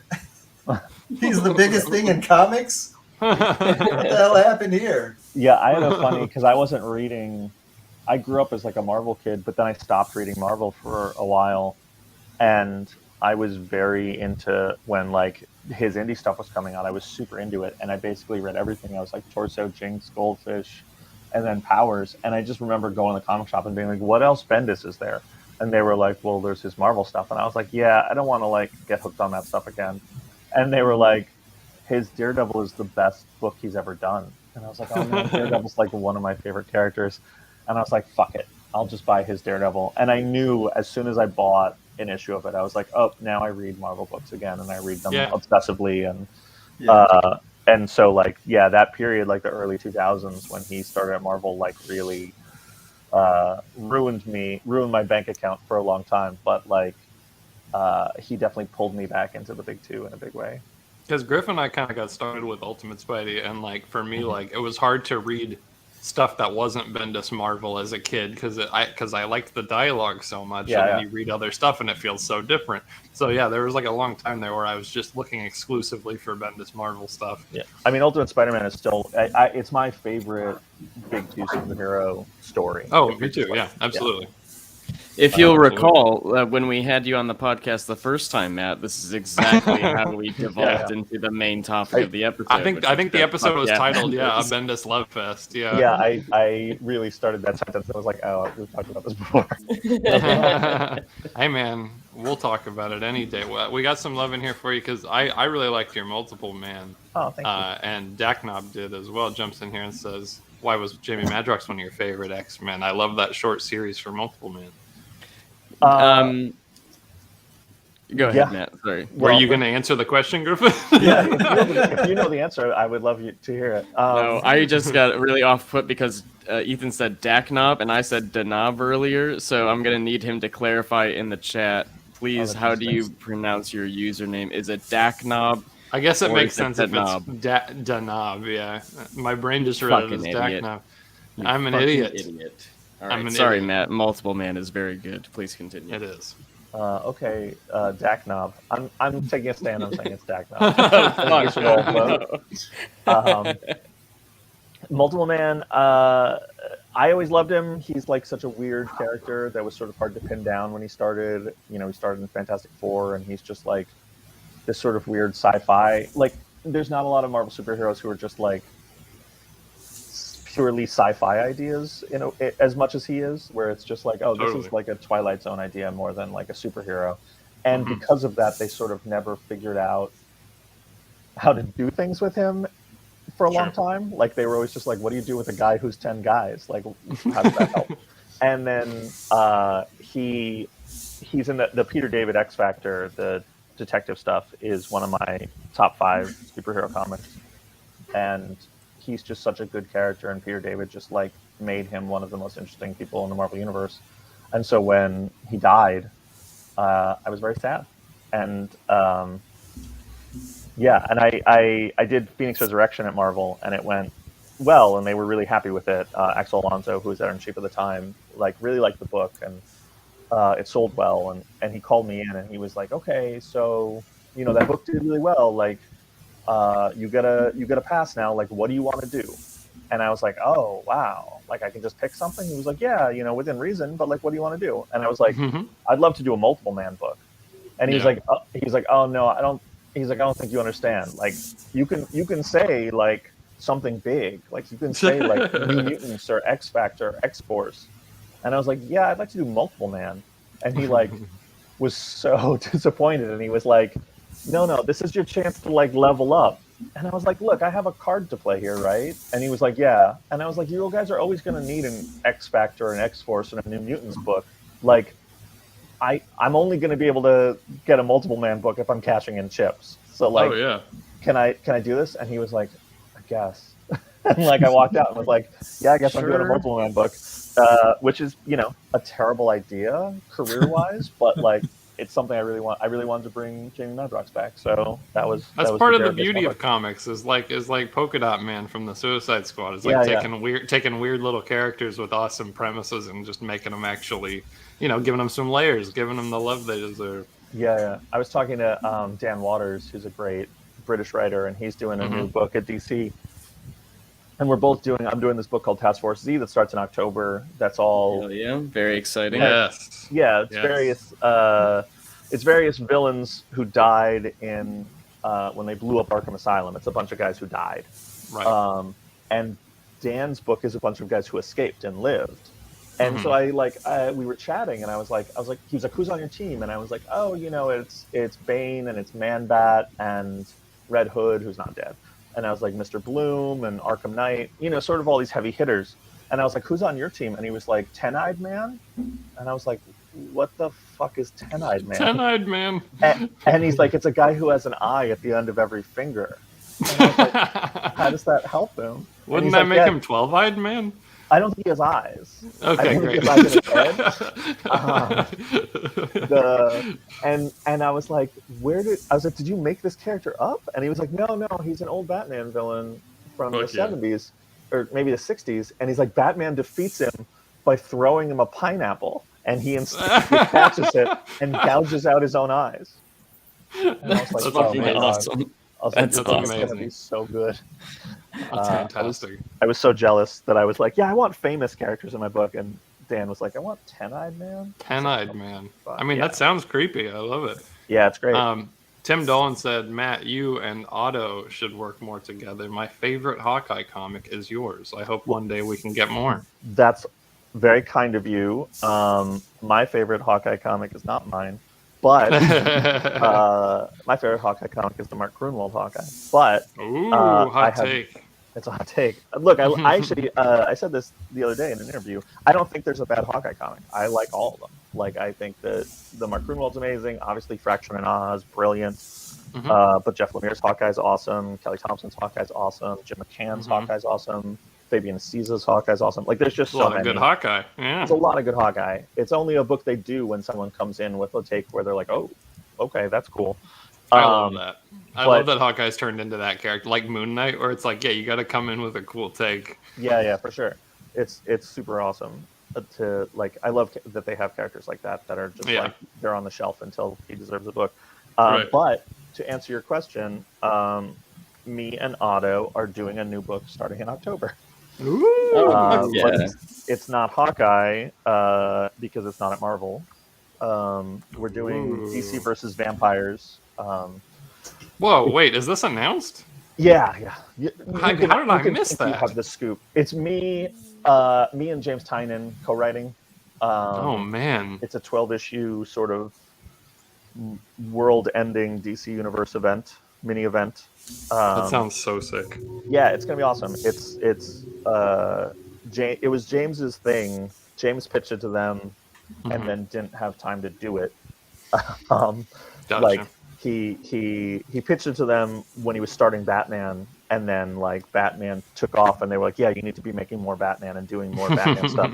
And so at a certain point, they were like, "Hey, when are you doing that DC versus Vampires book we greenlit?" And he was like, "Oh, I'm not doing that. Like, I can't do that." And they were like, "We were excited about that. Like, we really want that to happen." And so he called me and he was like, "Hey, so I have this book," and he like told me the story, and I was like, "That sounds great, man. Congrats."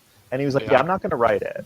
I was like, Right. Oh, okay. And he was like, "Would you have an interest?" And I was like, "Yeah, of course, dude. I would love to do it." And he was like, "Oh, you answered that way too quickly." And I was like, "Was I supposed to say no?" And he was like, "No, he's like, I have an ace in the hole on this one." And I was like, "What's that?" And he's like, "We just signed Otto to do the whole series." Yeah. And I was like, "Oh." I was like, "Well, I was already in, but obviously I would have done it to work with Otto again because he's that's one of my gonna look favorite artists." insane. That's gonna be awesome. It's the whole. It's it's like a Marvel Zombies deceased kind of thing where like there's people are dying and getting killed. It's an alternate universe thing. I was right. This looks insane. It looks insane. How did I miss this? And that logo too, Jesus. Yeah, the logo's so good. They like our designer at DC like sent a logo, and we were like, "Yeah, it's cool, man, but could we see a couple more?" And then that was the second one he sent, and we were like, "Yeah, we don't need to see any more. Like, that's it. You absolutely nailed it." And the first one was cool, but we were like, "We want something that's like striking." And he was like, "Okay." And like 2 hours later, he sent back the logo, and we were like, "Jesus, that's so good." Hell yeah! James Tynion apparently on his Substack revealed that he planned DC versus Vampires to avoid writing 5G. Interesting. Yeah. I didn't know that I was allowed to say that, but yeah, he didn't want to be writing in continuity, and so he pitched DC versus Vampires to step out of it. It's funny seeing all this 5G like tell-all shit popping up on Bleeding Cool. It's like, oh, I guess it's all out there. Yeah. It was before my time. Like I was still at Marvel then. So like I was just hearing, like James is a good buddy, so I was just sort of hearing like people talk about it, and I would call him and be like, "Is this real?" And he'd be like, "Yeah, that's real." And I was like, "Okay, that sounds like it could be interesting." And so, you know, like I don't know for sure, but I think some of the DC stuff that's happening is remnants of 5G stuff, and it's cool. And you're like, "Oh, this is cool. I see like where they thought this would be interesting, and like that's fun." Totally. But yeah, James was very nervous about it. So, hi, Kyle and Abigail. They're here now. Hi. Welcome, friends. Oh, hello. It's a packed house. Everybody's here. All the greats. All the greats. Yes. All of them. All the greats. Ryan, hi, Matt. Hi. Hey, guys. And for anybody that isn't aware, for anybody that's jumped on within the last little bit, because we still have been getting the question in the chat, Ryan's drawing a cover for Matt's upcoming book, What's the Furthest Place from Here? And it looks dope, in case you so couldn't good, tell. Ryan. Pretty good. Ryan, it's almost like you do this for a living. Yeah. But you're not doing this part for a living because you're doing it for free because you're too nice. What a guy. What a guy. Never mind, I'm charging you for it. That's fair. Yeah. It came out better than I expect. It's coming out better than I expected. It's not. Yeah, when you he also told us that he'd be charging you depending on how your appearance on the show went. Well, then he should definitely be charging me. Oof, yeah. Hey, you guys may have already covered this, and I just joined a little bit ago. Did you guys come up with the concept for this cover together, or how did that come about? No, Ryan just sent it to me. Yeah, Matt sent me he sent me a character description. He said I should probably do him with this character, and he told me what it was all about. And then I actually enlisted my friend Ryan Lee to help me come up with concepts for it because I was like, I usually just do people like punching each other. And then I didn't know that. Ryan Lee's awesome. Ryan Lee is a dude who is on my list of people to hit up for covers. So there you go. Yeah. Him I'll pay though. Yeah. Well, he's broke, so. Well, there you go. That wasn't why I was going to pay him, but sure. I'm just kidding. His wife's a doctor. He's doing just fine. Ryan Lee, I was all up in Lion Ree's replies yesterday because he had that illustration he did for Our Darkness a Little Too Bright, and I was losing my shit. That looked awesome. That was What's fucking that? sweet. I don't know, but it looks fucking sick. It looks real good. Powell just asked Griffin or Ethan, how can I message you in private, guys? No secrets. Just first of right all, here. sounds saucy. If you want to message us in private, we're on Twitter, man. Give us a follow. Twitter. Griff's at Griff Sheridan. I'm at Tales to Astonish. Send us a DM. Oh, do I not follow you guys? I probably don't follow you guys because I'm a monster. Oh, well, I follow you. Yeah, we would love a what follow the fuck? because we're best friends, Matt. All right, let's do this. We'll DM you about Star Wars anytime. Let's do it. All right. Let's talk about Star Wars right fucking now, I say. Yes. All right, Yes. let's go.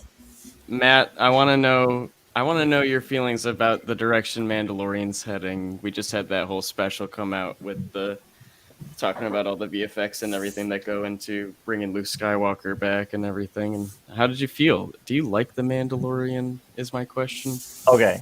Yes, I love The Mandalorian. I think The Mandalorian's great. Me too. Me too. I'll say that with a caveat that I pretty much like all Star Wars. Sure. Yeah. But I do intellectually rationalize like what's good and what is less good. But I watch all of it and I really like it. I love The Mandalorian. I think it's great. I think it's really smart and really well done. The Luke Skywalker return completely wrecked me. It's insane, right? Actually awesome. sobbing watching it, just being That's like, awesome. oh my god, I love this so much. And then I don't know, I didn't see the new stuff. Like I kind of try to avoid spoilers, so like I mean not really avoid them, but I just don't watch like specials and trailers. So I don't know. I knew they were talking about new stuff, but I didn't see what they're talking about. So I don't know what they're doing for next season. So I don't know if we know exactly what they're doing, but Is Disney Luke gonna be has on it? that. Well, we don't know. They did. There was like a poster that came out that seemed to imply that he would be involved, but nothing. Was that at Comic-Con? Nothing that came out. I can't remember. It was some sort of print that, I think was. Was shown that some at sort of Comic-Con. convention? It was Luke building a little lightsaber for Baby Yoda as a little gold. Yeah, it was cute. But Disney has that show, Disney Gallery, which is like their making of stuff. And they had a whole like 35-minute special just talking about the making of the season 2 finale. And Mark Hamill's in there talking about it, and there's a lot talking about the VFX of it all and how they pulled it all off. And that was super interesting to me. Did they talk about? I saw this thing. I said I don't watch this stuff, but then I did see a thing about the guy who, as a fan, cleaned up the VFX. Yeah. Corridor Crew did that, right? Yeah, like some deep fake people did it, Right. and they were like so into it that they hired them. Yeah, it looked great. Yeah, it looked great. Mm-hmm. And I was like, that's pretty. Was it a different Corridor Crew did it, and then didn't somebody else do it as well, and they hired the other people, not Corridor Crew? I don't know. I didn't see that. The story I saw was like a feel-good puff piece, so it made it seem like the guys who did it got a job, but maybe that's not the reality. Real quick, amidst our Star Wars talk, because Ryan, you just had a Star Wars cover come out. You do a cover for Darth Vader. I've done more than one, but you've only seen one. When's the next one? I don't know. That's probably going to be released soon. I just got colors for it yesterday. So who colored Send it to me and Ethan. He's an off. Cool. He's pretty good. Yeah, he's one of the all-time greats. I'll send it to you guys right now. Sick. Vincent asked, "What is your hype level for Star Wars?" Oh my god, I'm so fucking excited! I cannot wait. Shit's gonna be awesome. That's gonna go off fucking so hard. I cannot. Star Wars is so ripe for anime and like manga. Like it's gonna be so good. I'm so behind. I'm still watching. I'm watching Rebels now. That's where I am. Like I did most of Clone Wars in the pandemic, and I stopped. I did Resistance, which I know people were really down on, but I kind of liked it a lot. Nice.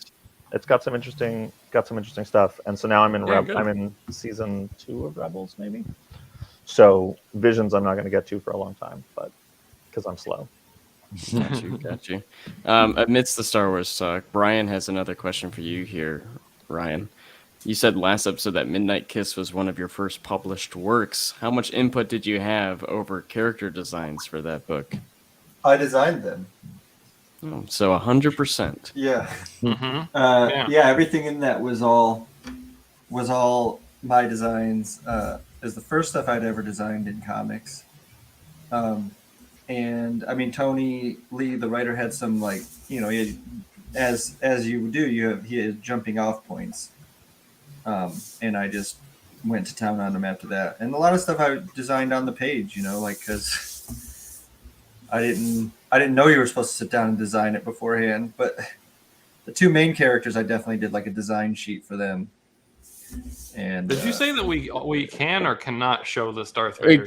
We cannot show it. Okay, it is fucking awesome. Amazing. Yeah, the first one, the one that dropped yesterday, is fucking sick. Yeah, everybody. I like this one even more. The next one is even better. I mean, you guys do understand. You kind of understand your assholes for teasing. Yeah. But that's like part of our like shtick as Oh, absolutely. We get paid very little, but part of it is hey. Now we used to complain about not getting paid. Now we complain about getting paid very little. It's never going to be enough. Never enough, Ryan. Where's it at? By the way, when I mentioned our Twitters, got like immediately 2 follows. If nobody's not following us on Twitter, go follow us. You'll see great shit or just opinions that you don't. All right, guys, you're welcome. I followed both of you, so thanks, man. Much appreciated. What are your goddamn Twitters? Griff Sheridan and Tales to Astonish are our Twitters. Okay, if Ethan and I both hit 1K followers on Twitter. They will show Ryan's Darth Vader cover. For reference, we're less than halfway there, so let's get cooking. We'll drop that shit out there. It would be funny if I only followed one of you. That would be fucked up, Matt. But I've got also a notification, Ethan, so it looks like he's made his choice. Wow. Oh, Wow. I didn't do it. That hurts. I'm too nice. I'm too nice to do it. Damn, they're rolling in. Thanks, guys. We're very fun on Twitter, might I We add. are A very quick fun. plug for our Twitters. Did you guys see Ethan- that meme recently where I de-aged Bernard from Spider-Man 3? Pretty good. That's very fucking good. And not enough people fucking got it. I had to retweet that shit twice to get some appreciation on that shit. It was like Dr. Octopus. Do you get it? Do you understand? It's funny. It's like a what if it was, instead of the very famous villain Doc Ock, it was obscure side character that's kind of funny, Bernard. That would be very funny. I thought so. Is Star Wars? Is that the Ethan question? and I have been yeah. Is Star Wars? Ethan and I talking about Darth Vader. We love Greg Peck's Darth Vader book right now. He, I don't know, it's just given us everything that we wanted, from like prequel stuff to bridging the gap between the originals and the sequels. And I don't think I need any more Star Wars after I see Obi-Wan and Anakin together again. I think I'm like, all right, well, that's it, I guess. Son of a bitch. I don't think maybe I'm not supposed to say this, but I'll say it anyway. I don't care. The Four Kids Walk Into a Bank movie, the screenwriter on it, Matthew Robinson, who was great and did a great job. The funny story is that they hired him, our producers hired him, and we were like, what did he do? And they were like, well, he's a rising star, and and they listed all this stuff, some of which I don't think I can say, so I'm just not going to say it. But like, he was doing all these things that we were like, oh my God, that's so awesome. Like, he had 4 things that he just finished that we were like, those are movies we're super excited about. Right. And then they announced it, and the only movie he'd made, the only movie he'd done that had come out was the Dora the Explorer movie. And so they announced that the Dora the Explorer screenwriter was writing the Four Kids Walk. That was like the headline in the Hollywood Reporter. And I was like, oh my God. Oh, this is not exactly how I wanted to frame my... Listen, I haven't seen it. Maybe it's amazing. Actually, apparently, like literally everyone I talked to who's like a Hollywood person is like, oh no, the Dora the Explorer movie was like a big deal. Like he took a franchise that was like really hard to figure out and made a really fun movie. Like, he did a really good job. Yeah, but all right, nice. He's writing the Star Wars movie. He's writing Rogue Squadron. Okay. Oh, no shit. Very cool. Yeah. And so we're waiting on him to do like a couple little tweaks on the Four Kids script. It's done, but like, we have a director now, and they're all working on it. And so they were like, we just want that's so exciting. We just want a couple tweaks to do him to come back and do a couple tweaks. And then I had this call with like my manager, and he was like, but he's like tied up with the Rogue Squadron movie. He's still doing revisions for them before he can do it to us. We're like pressuring him to come and try and do it quicker so we can get rolling faster. And I said, look, I know you're my manager and you're looking out for me. I said, I just want this to be 100% clear. It is much more important to me and Tyler that the Rogue Squadron movie is perfect than that our movie comes out. Like, that is such a higher priority for me and Tyler. We just want the Rogue Squadron movie to be as good as possible. If our movie never happens because the Rogue Squadron movie needs more revisions, like, that's fine. Which was not what my manager wanted to hear me say. But, there you go. Hell yeah, that's exciting. I'm really looking forward to Rogue Squadron. Taika's movie as well. I can't fucking wait to see what he's doing. Yeah, for sure. Both of those are super exciting. We're there's getting no, a little break. There's no news about Taika's movie, right? Like, there's just that there's a movie. There's a movie. He said at some point maybe he was done writing, or he had just started writing, or something. That was just the latest. Say that it was like, I feel like I thought I heard someone say that it's like a Old Republic thing, but maybe did I make that up? I don't know. Is if Old we've Republic heard just getting anything. canonized now? Does the Let's remake go. of the game canonize it? I don't know. Canon? That'd be sick as fuck. I do want. By some the way, revenue thank in you my guys life. for all the By the way, thank you guys for all the Twitter follows, except for Matt. Message received, Matt. I did follow you. I didn't get it. Oh, did I just follow someone else randomly? I think you followed somebody else. Hey guys, can I ask one question before I drop to go save the IT world? Absolutely, sir. Ryan, on one of your Instagram Thank posts, you, Matt. can you drop just a blurb on all the different pens and things you use? Because I think if I buy the exact same stuff you use, I'll be that much better of an artist. Okay. Yeah. No. Maybe we'll do that on the Substack also. We'll definitely do that. Yeah, there we go. Yeah. All right. Thanks for letting me join, guys. I appreciate it. I'll see you next week around noon. Yeah. Take care, guys. Later. See you then. See you. I'd like to point out that I snuck out of class again. Yeah, Abigail. Yes, good class too. What was the It's way more class? important. Oh, it's called visual and hold on. Skip your class, chase your dreams. Yeah. Nah, it's just a work period, and I already got critiqued. So Sweet. yeah, Sweet. visual design and computation. That sounds like it could be fun. I don't know what it means. It's practically graphic design. The first assignment is to recreate a book cover. That's cool. And which one did you choose? Oh no, I still have to refine the 3 of them. So I chose Divergent, Hunger Games, and Spider Island. Oh, cool. Very cool. Let's get Steve. If you're ready, man, we can add you into the call here. I see Steve's been waiting for a sec. Brandon, I don't know if Brandon's back better than ever. Now that class is out. Hey, Steve. Welcome to the show, man.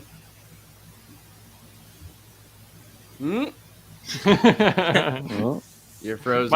My favorite thing is like when it looks like a person is just staring back at us when we say. Can you hi. hear me? Yeah, you're good. You're good. Oh, all right, good. Yeah, froze for a second, right when you let me in.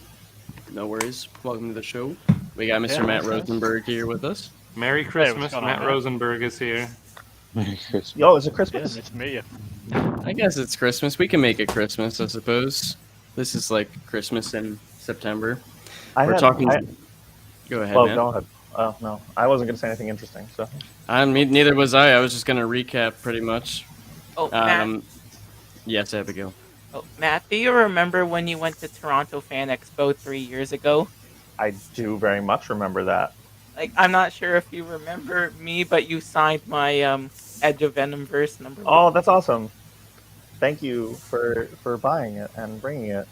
Like, That's awesome. Yes. What were you going to say?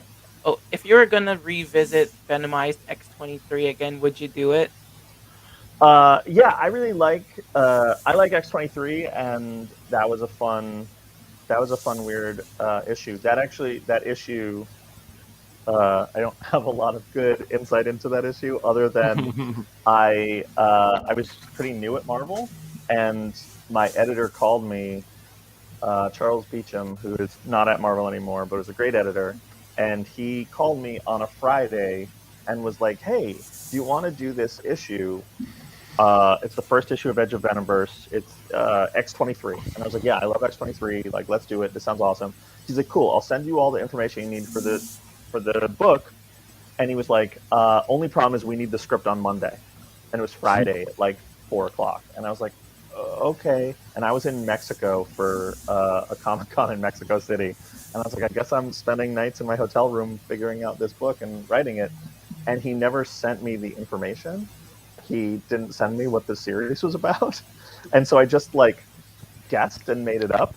And then he didn't send it to me because his wife went into labor and had their kid. So he just took his leave and he like dropped everything. Totally understandable. But I sent in the script on Monday, and a different editor emailed me back, was like, "Hey, he's on paternity leave. I'm taking over the book. The script is great." He's like, "But a couple things, you didn't do all of these things that are like you're supposed to do. Like you didn't explain how they get there, and you don't have Doctor Strange there, and like kept." And I was like, "Hey, I was like, I have no idea what you're talking about. I didn't get any documentation on this. I completely guessed what the book was supposed to be." And so then I had to rewrite it on the flight home from Mexico. Fuck. and yeah, it was a good time. That's crazy. And then the editor who stepped in is friend of Ryan's, Devin. Devin was the editor on that. And then the second issue came out. I did the first issue, and when the second issue came out, all these people started emailing me being like, dude, I didn't know you were writing this whole series. And I was like, no, I just wrote the first issue. And they were like, your name's on the cover of the second issue. And I called Devin and was like, Devin, am I credited on the second issue of this book? And he went, did you not write it? And I was like, no. And so I have to, when I go to conventions, I always have to sign the second issue. And I tell people, like, I didn't write it. Christopher Hastings wrote it. He did a great job, but I didn't write it. And it's always 50-50 on whether people want me to sign the second one. Like, some people are like, that's cool, that's fun. And then other people are like, why would you sign it? You didn't write it. And they get mad at me for offering. That's my Ryan, story. Ibon's in the chat. He says, hey, Ibon! Oh. We should get Ibon. Ibon is here. Ibon, I really hope we can. I hope we can talk to Ibon. I'm a massive fan of Ibon. Venomverse, he says, reminds me of something. Ooh, very interesting. Perhaps Venom, if I were to guess. Maybe it's making him think of the character Venom. Yeah. Mike, who was in here just a bit ago, was wondering, Matt, are you a record collector? I was a record collector for a long time. I was a collector of many things, sort of a hoarder, a junior hoarder, as it were. STDs. As a collector of STDs, I have such an impressive collection. No, I had a good record collection of like punk and hardcore and indie rock records and stuff like that, and a lot of my dad's records. And when I started making comics, the number one thing you need in comics is money when you're a writer, because you need to pay artists to draw your comics before you have a publisher. Yeah. So I sold a huge chunk of my record collection. Oh man! I had to part ways with a lot of my records, and I had to part ways with a lot of my video games. So I was a big record and video game collector, and I am no longer. But it is very exciting to be making records again. I just got the test pressing a couple weeks ago for the first record. So like I got my record player and put it on, and I was like, oh yeah, I forgot how fun this is to like make a record. It's such a weird physical thing. Oh yeah, that's awesome. Ryan, there's not a lot of detail in the background there. What's going on? Yeah, what's the plan? That's going to be on white. This is the most striking thing you can do. Is it? I really like that. And they can just just on white. I love it. Okay. I have a question, Matt. Can we talk about the thing that your mom wrote? Mm-hmm. Yeah. Can you tell that story? It's very interesting to me. My mom wrote. So both of my parents are writers. My dad was a very prolific TV movie writer, the most prolific TV movie writer of all time, actually. What? According to the Writers Guild. But he wrote 9 novels and was a showrunner on a bunch of shows. I don't think I knew this. Wow. Yeah. But my mom only ever wrote. She was an editor. She was a book editor. But someone reached out to her and was like, could you write a movie? And she was like, yeah, sure. Because why not? And they were like, yeah, it's this much money. And it was the 70s. And she was like, that's a lot of money for something. Sure, yeah, I'll figure out how to do it. And it was a slasher film. And so my mom wrote a slasher film called Maniac, which is I think Gene Siskel called it a tour de force in misogyny. I believe oh my god! Wow! Holy shit! The review. It's like if you know people who are like real into like old pulp and grindhouse slasher films, like they'll probably know what Maniac is. It's like a much beloved. I always meet people who are like, I love Maniac, and they're always like disturbing people. So yeah, my mom wrote this like weird, crazy slasher film from the early '80s. But my mom is like the sweetest, gentlest soul on earth. And when the movie came out and they were doing test screenings for it, they were like, wow, we're really like, people are really shocked by how sort of, it's about a serial killer who hunts women, and it's really intense. And they were like, we really want to lean into the sort of the misogyny of it, they said to her. And she was like, okay. And they said, do you have a middle name? And my mom's name is Charlotte. And she said, yeah, I do. And they said, what would you think of instead of being credited as Charlotte Rosenberg, being your first two initials, being C.A. Rosenberg? And so she's credited as C.A. Rosenberg so that people wouldn't know a woman wrote the movie. They didn't want that for the marketing. Yeah, very different time. Damn. But yeah, they remade it a bunch of years ago. The guy who did High Tension remade it with Frodo. Frodo's the lead in it. Right. I call him Yes. Frodo. Prolific actor Frodo. Frodo. Elijah Wood as the killer. But it was Joe Spinell was the lead in it, who's he's in like The Godfather and Taxi Driver and a lot of stuff like that. Yeah. Right. And wasn't this your mom's like only writing credit? It's her only writing credit, yeah. It's the only thing she's ever written. She's never seen it because she doesn't like horror movies. Okay. When she went to, my mom walked out of Jurassic Park when I was a kid, like 10 minutes in, because it was too scary. Damn. She was like, this is too much for me. And she wrote this like really intense, brutal slasher film. That's fantastic. Yeah, the Joe Spinell, who's the lead in it, they were going to make a Maniac 2, but he died, sadly. And so they'd already sort of started production and had the budget for it. And so Maniac 2 they rebooted the franchise, and it became Maniac Cop, which is also a beloved sort of grindhouse pulp horror thing. That actually, I think there's like 4 Maniac Cop movies. And so the song Maniac, like from Flashdance, like she's a maniac on the floor, that is written about the movie, and the original lyrics were he's a maniac about. That's fucking crazy. It sounds like you could be making all of this up and we wouldn't know. I know, it really does. It feels very fake, but it is true. That's crazy. Well, guys, I got to jump in real quick. I apologize to let everybody know. I got to dip, unfortunately. I have a doctor's appointment, but it was great being here. Great job, Ryan. Matt, it's fucking awesome to get to talk to you again. I'm looking forward to the next time. Yeah, it was great. Good luck at the doctor. Thank you. Thanks, everybody, for being here. I hope you have a good rest of the time, and I'll see you guys next Thursday, because we do this till the end of time. Bye, Ethan. All right. Bye, guys. Hey, Ethan. Matt. Hey, what? You want to make Not comic you. books later tonight? Oh, God. Yeah, probably. Okay, cool. All right. Bye. All right, bye. Matt, Yes. can you talk about what your dad worked on? Like Yeah, what he was most known for?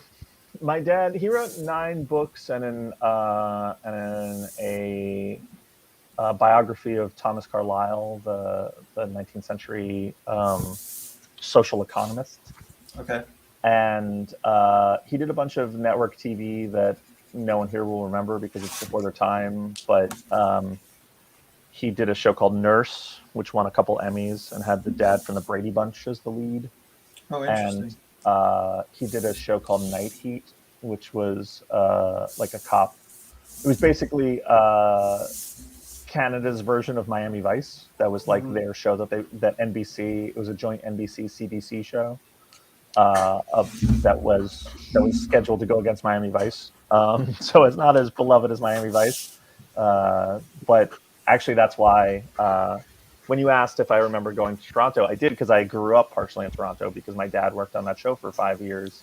And so he lived there and I would spend summers and all my vacations in Toronto. So I have a real soft spot for Toronto. I love it. So getting to go to Toronto Comic Con Fan Expo in Toronto was awesome. But and then he wrote like something like 70 something TV movies.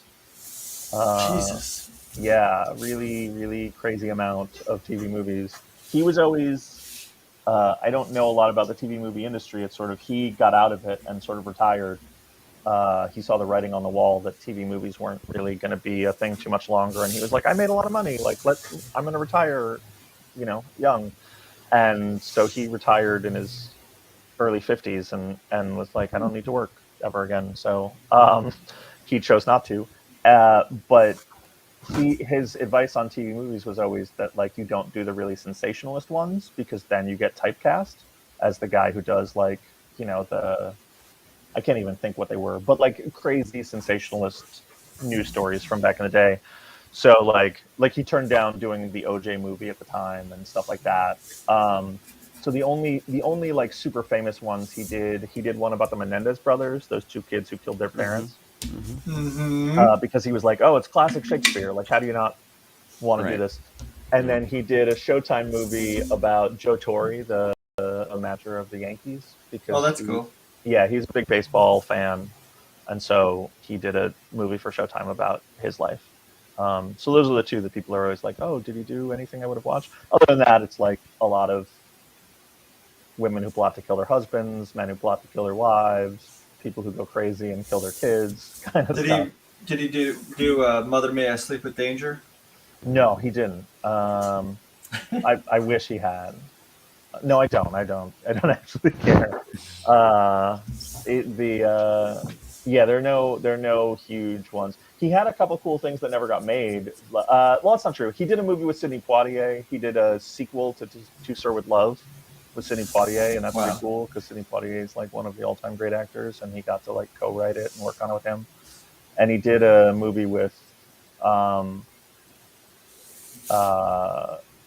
I don't remember. He did a bunch of cool ones that like ended up he got hired to do and made, but they just could never get made because he was trying to do like more interesting projects, and they were like, that's not what TV movies are about. We're like sort of hour-long soaps. So yeah.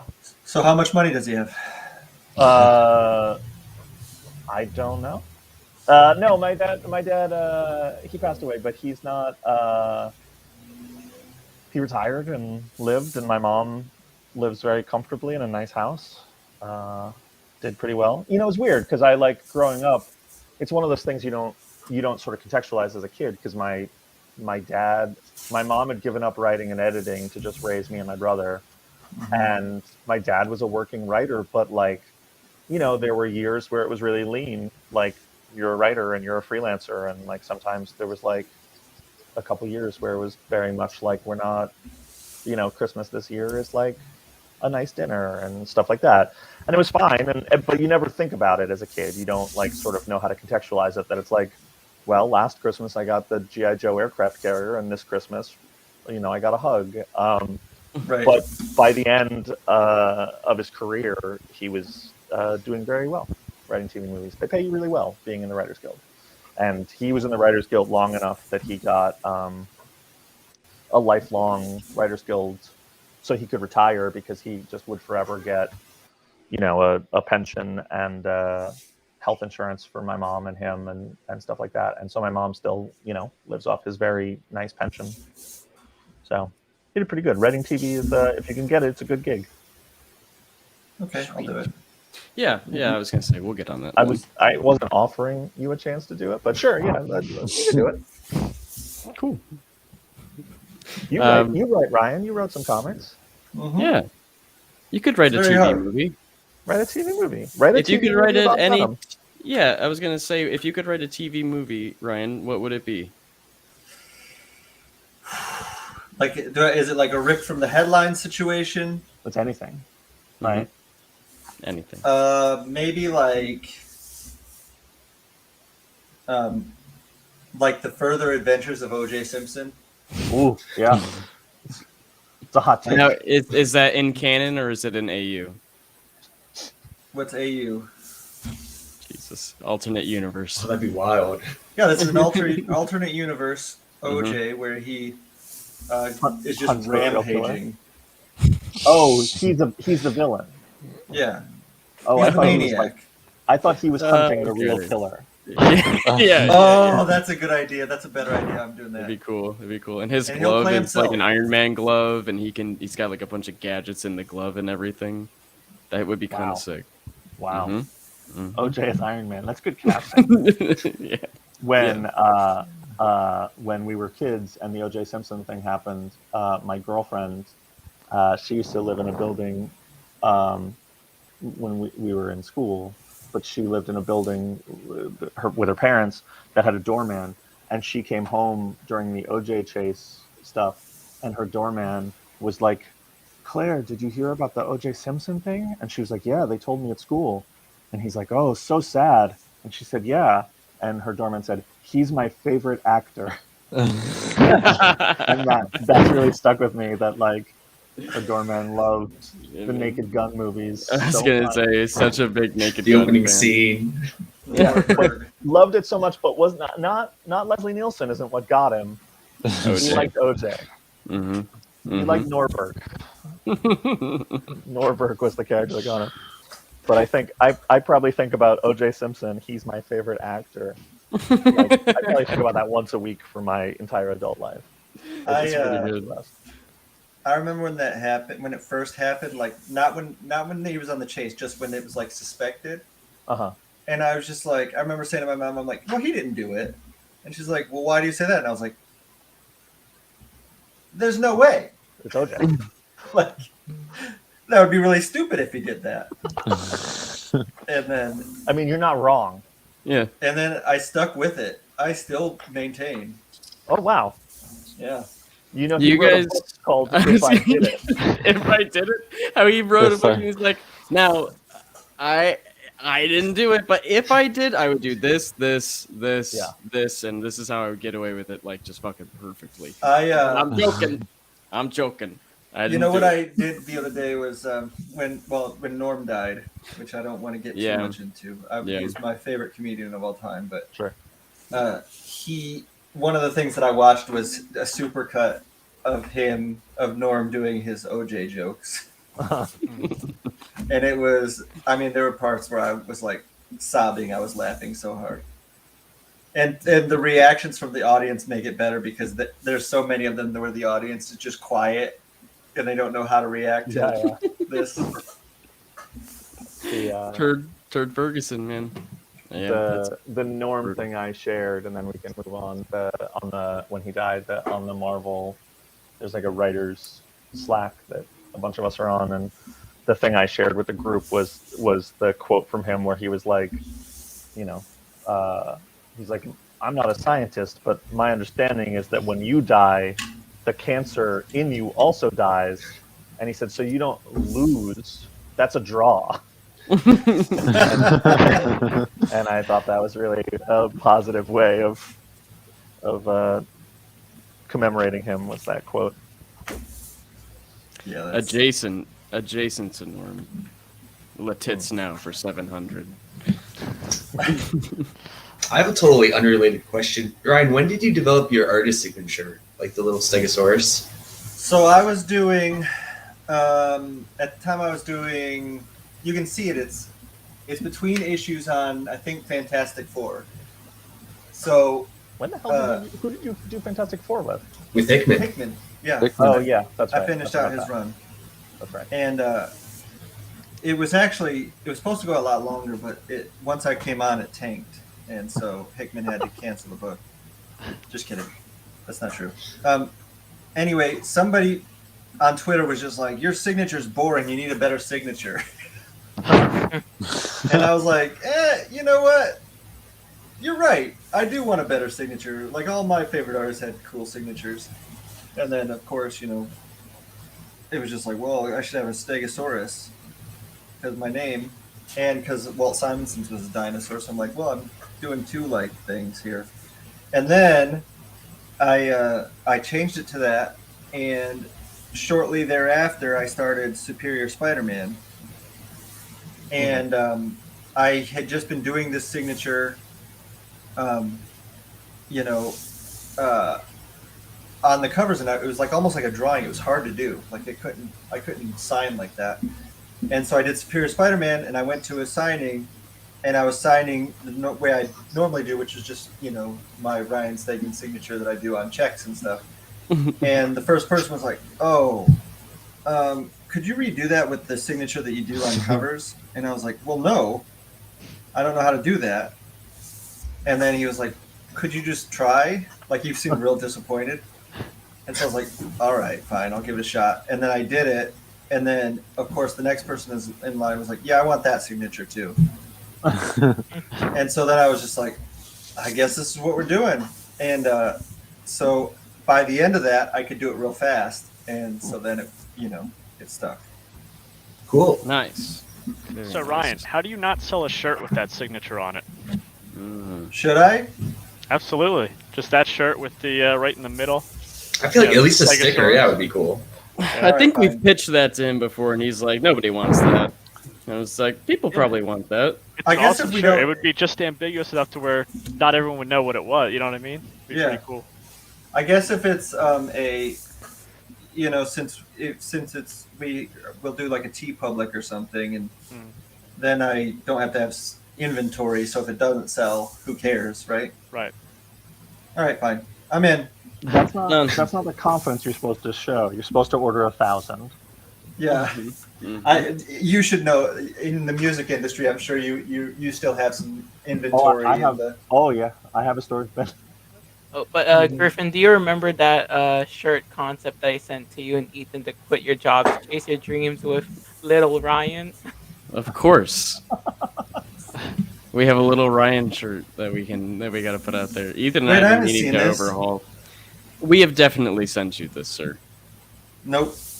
It was several months ago now, so it's entirely likely that you're. I think that there needs to be a way that you guys can notify me that the thing that you're sending me is actually important. All right. So that I we'll start putting like caution emojis, like the big fucking. The alert, the sirens. Yeah, we'll put that emoji in there somewhere, and that's how you'll know. All right, guys, I got a dip. I have another class coming up, but it was really nice chilling with you today. Abigail, before you go, give us a 1 out of 10 for Matt's performance on the show so far. 7. All right. Yes. I'll take it. That's a C-. I'll take that. That's great. All right, Abigail. I think that's a B+.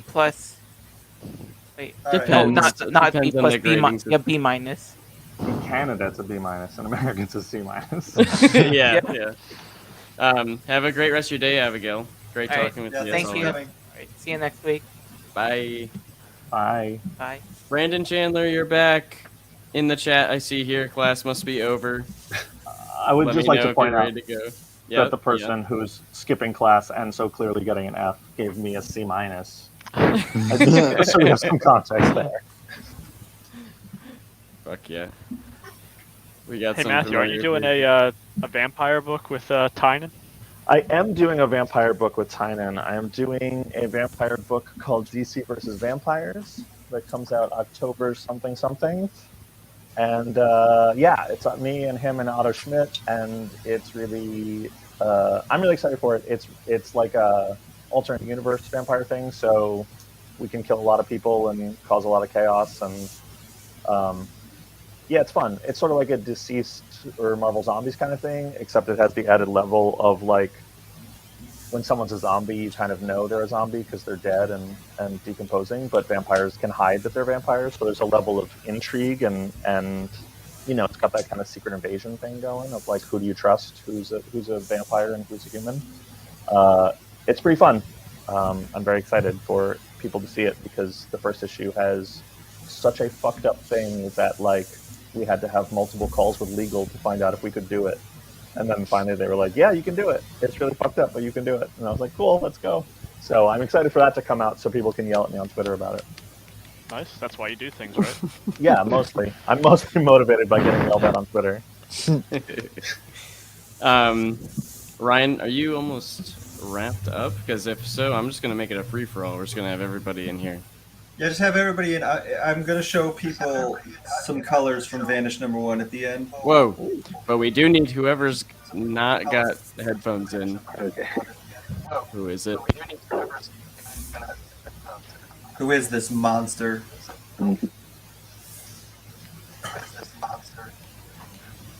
Yeah, who is this monster? Who doesn't have headphones in? Show yourself. Who is it?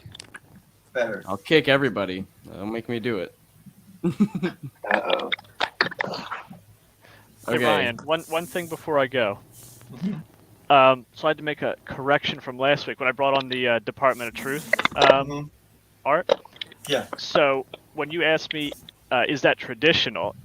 And so I thought you meant, is that not between digital and traditional? I thought you meant, I don't know, just the style, opposed to painting. Oh, okay. So Martin Simmons, a lot of those are actual painted pages.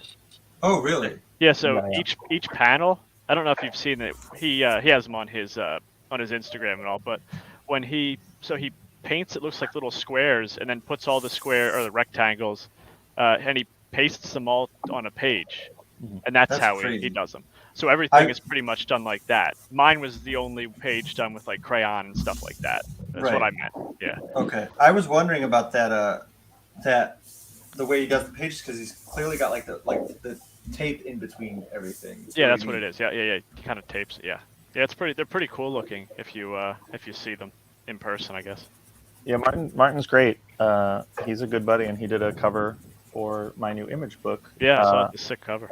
Yeah, it's sick. Martin is so sweet because he's an old buddy of mine I've known him for a bunch of years because I go to the UK a lot, and he lives over there. So we'd hang out in the, like a bunch of comics people get together. I've known him for a while and been a huge fan. And when James started making Department of Truth, he was like, I need an artist who can draw like Sienkiewicz, like that crazy scratchy stuff. And I was like, do you know Martin? And he was like, no. And I sent him some stuff, and he was like, I have to meet this person. And so I actually introduced them. And so when I was like, hey, Martin, like, I know you're busy, but do you think there's any chance you could do a cover for me? He was like, dude, you like introduced me to James and helped me get me Department of Truth, like whatever you need. And so he like turned that cover around really fast, even though he was under crazy deadlines. And he didn't force you to sit on a live stream for 4 hours? No, he did, of course. That's the normal. I've done that for everybody, for every cover. Right. That's the normal payment system in this new barter economy that we live in. But yeah, his stuff is so good. I wish I owned a page from him because he's so cool. Yeah, his stuff is great. I really enjoyed the way that I've just read that book. Last week I was touting it because I just read Department of Truth, and it was great. And I really enjoyed the moodiness of his artwork. Yeah, for sure.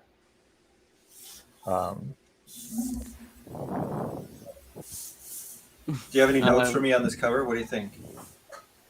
No, I don't have any notes. It looks awesome. It looks so great.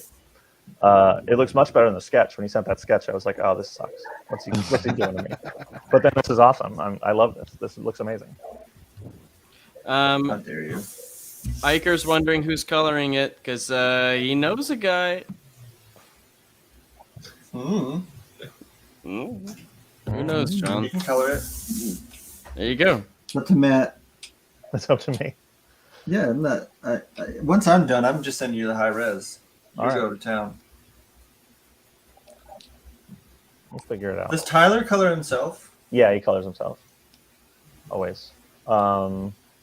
He wanted to letter the book too, and actually there's a version. We made an early ashcan that we did to we sold at a Comic-Con to raise money for charity, and he'd lettered it.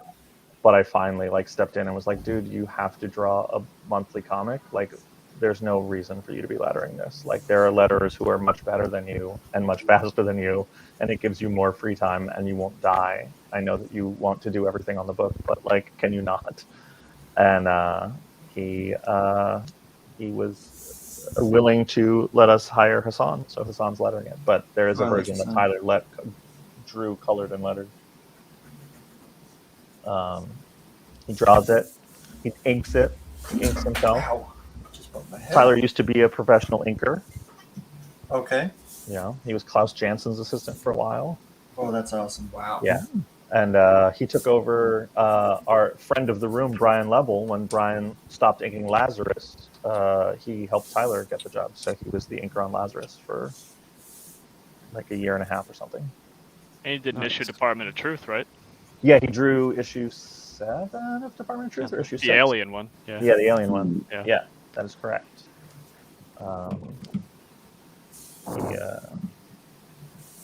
Yeah, that's why we have the other little. Why I really wanted Martin to do a cover for the connectivity of Tyler did an issue of your book, and there was a nice connectivity to that, I thought. I got Paul's here. Welcome, sir. Am I in already? Just hanging out, doing some doodles. Can you hear me? Yes, sir. Okay, good. Because I've got a new camera, so I'm just testing it. Nice. Let's see. All right, guys, it was nice seeing everyone again. I'm gonna hop out. Gotta go back to work. All right, man. All right, later, man. Yep, take care, guys. Yeah. Thank you, sir. Have a good night. Night, day? I don't fucking know. Whatever. It's all blending together for me at this point. Ryan, can we get you to comment on the Sabretooth cover that just dropped? That's out? Yeah, that's out. I'm staring at it right now. It's a piece of art. Yeah, I really enjoyed doing that one. I'm doing the covers for that series, so I've got another one sitting here that's almost done that I was thinking about finishing after I get off here today. But yeah, no, that's what Frank series is that? Sabretooth. Sabretooth. Who's doing that book? It is Victor Laval or Oh, Lavallee. Yeah, he's great. Yeah, that's all. I don't know who's drawing it yet. It says written by Victor LaValle, art by Leonard Kirk, Rain Baredu, cover by Ryan Stegman, JP Marin, Frank Martin. Yeah. There you go. There you go. And I assume Victor Laval is going to come on the podcast after this to get his Sabretooth cover? Yeah, I'm gonna do a secret one where I draw my Marvel covers where they don't get mad at me for that. What was it like when Game Informer came on the show and got their cover? Was that cool to hang out with them? Listen. Game Informer paid their way out of having to be on the show. Oh, I didn't know that was an option, to be honest.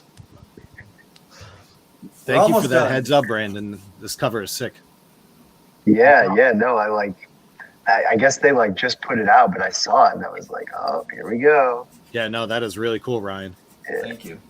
How much reference did you use for the cover? For which one? For the so you've got the record, you've got the two faces. Were you looking at pictures of records or faces to draw this? I have looked at nothing to draw this. I assume I got the record correct, but no, this is just from my head. He's just Cool. that Yeah, it looks good, amazing. ladies and gentlemen. Oh my God. Oh. Just that good. Man. Can you believe it?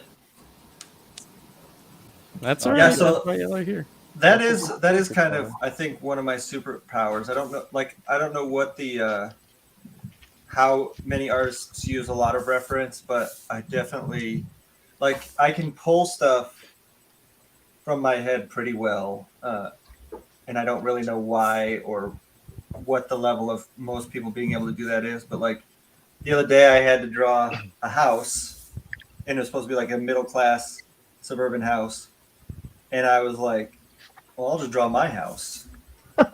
And I just did it from memory. And then I looked at the picture and I was like, hot damn. Not bad. Nice. Fuck yeah. Ryan, I don't know if you've ever seen any specials on Jack Kirby, but from family and friends, they said that's basically how Jack Kirby worked. He would just see an image in his head and draw it, and people would ask his inspirations and stuff, and he's like, nope, it's just something I saw in my head and it came on and I put it on the paper. Yeah, that's what I want. There's a certain a certain flow that you get into if you do that. And it's not always ideal. But that's why Jack Kirby's cities, they don't look like real cities. They look like Jack Kirby's cities, And so a lot of times that's what I really want is, and I've been doing that in Vanish. I think that the backgrounds and stuff, I've been pushing that idea of just, this is what my city looks like. And I try not to look at too much reference of a real city and just these are what I'm going to make up these buildings. And then I feel like that gives it a texture that this is the only place that you're going to get, though that part of that type of art is because it's coming 100% from my brain, Yeah, no, I over time, man, I think it was the podcast I was watching, and they were talking about influences, and you said, I think something about one day I hope it's Vanish that they see in other projects. They say, oh, this looks like Vanish, or something like that. You want to be as iconic as your influences. Yeah. And I would say even over the, month or so, I've been staring at the art. It's already starting to take its own identity and stand out on its own. And, I can already tell eventually I will be saying there's nothing like it. Vanish is its own thing. So now I'll compare other things to Vanish. So it has been super strange. The liberation that I feel doing this, not that I feel constrained by Marvel. I don't know if I've said this on here before, but I don't feel constrained by Marvel, but not by Marvel, but my own mentality sometimes is constrained by the fact that I'm drawing established characters and people have drawn them before me, and I have to do things the way that they did them and all this stuff. And Vanish, I'm just like, this is just whatever I want it to be. It's crazy. It's crazy how different it feels. Yeah, I think about that a lot too, because when I was coming up as a writer, I would read all these interviews with writers, and they'd always ask is it different writing a big 2 book versus your own stuff? And writers were always like, yeah, it's a completely different skill set. It's a completely different part of your brain. And in my head, when I was, an aspiring writer, I was like, what a pretentious, shitty answer that is. And now that I write big 2 stuff and I write my own stuff, I'm like, no, it's a different skill set. I guess all those people who had the job knew what they were talking about more than me. But it is a weird feeling to just be like, oh yeah, everything I do is completely out of my own mind. It's birthed entirely into the world through me is such a strangely liberating and terrifying and fun thing as compared to the superhero stuff. Yeah, because I mean, you also have the expectations of fans, and with your own thing, they have no expectations because it doesn't exist. Yeah. And I feel, I am definitely a people pleaser. I need to, it's something I think too much about. Mm-hmm. And so, but with this, I'm like, well, they'll like what I tell them to like. Yeah. Yeah, I said to someone once, I was like, it's like the difference between doing your own stuff and doing superhero stuff is the difference between getting in a car and someone hands you a map and points to a place and says, this is where we're going. That's superhero comics. And then doing your own stuff is just getting in a car and just driving. Right. And someone was like, oh, that sounds so much more freeing. And I was like, well, it is more freeing, but also sometimes you want to go places. I don't mean it to just be a shot at superhero comics or work for hire. It's most of the time when people get in cars, they have a destination in mind, and that's because they're useful and it's helpful and they enjoy it. It's not just, you don't always just get in a car to just drive. So it's a totally different experience in doing the exact same thing. It's very surreal, I find. Mm-hmm. I also would like to just go back to the fact that you, a few minutes ago, bragged about the fact that you knew what your house looked like. I really enjoy that very much. And it's when you're putting it in perspective and doing all that stuff, and then you're like, yeah, I get. And then I feel like I felt like when I was thinking about it, I was like, I've never paid attention to what my house looks like on the outside. But you guys, there's a weird photo thing in your brain that can just pull it. Do you find as an artist that you do that more, that you just sort of absorb things without trying to, visual? Yes, all the time. I think that's just been, I think that's part of why I can draw in the first place, is that that there's something there that I can tell you, I can tell you what outfit I was wearing in high school when such and such happened, Oh wow. Or my wife, she came to my school in 7th grade. We didn't start dating till after college, but we were friends. Mm-hmm. But I know what she wore on her first day of school. Oh wow, that's crazy. Yeah, which is strange and creepy. Does she still have it? Does she still have that outfit? She does not have her Carl Kanai sweatshirt anymore. That's too bad. It's super creepy unless it's Zac Efron in a romantic comedy. Then it's amazing, right? Yeah. Just know, everybody, that when you see that suburban house pop up in what I assume are the pages of Vanish, now you'll just know what Ryan Stegman's house looks like. And you'll know exactly where to find him. I changed the address. Oh, okay. All right. But if you can find it by looking through all the houses on Google Street View, you can find it. Yep. Yeah, just got it. You know what? They know I live in Troy, Michigan. Go ahead. Good luck. Oh, I was just saying go through every street in America. Yeah, no, I narrowed it down to a city so they can now. Yeah, now he's almost challenging people. Yeah, oh my God. Actually, I live in a subdivision where there's probably 60 of the same exact house peppered throughout the subdivision. It's a huge mile. And you own 4 of them, and it's never clear which one you're going to be in. Yeah. Here we go, guys. Boom. Complete. Nice. That was gorgeous. It looks awesome. Awesome. I love it, Ryan.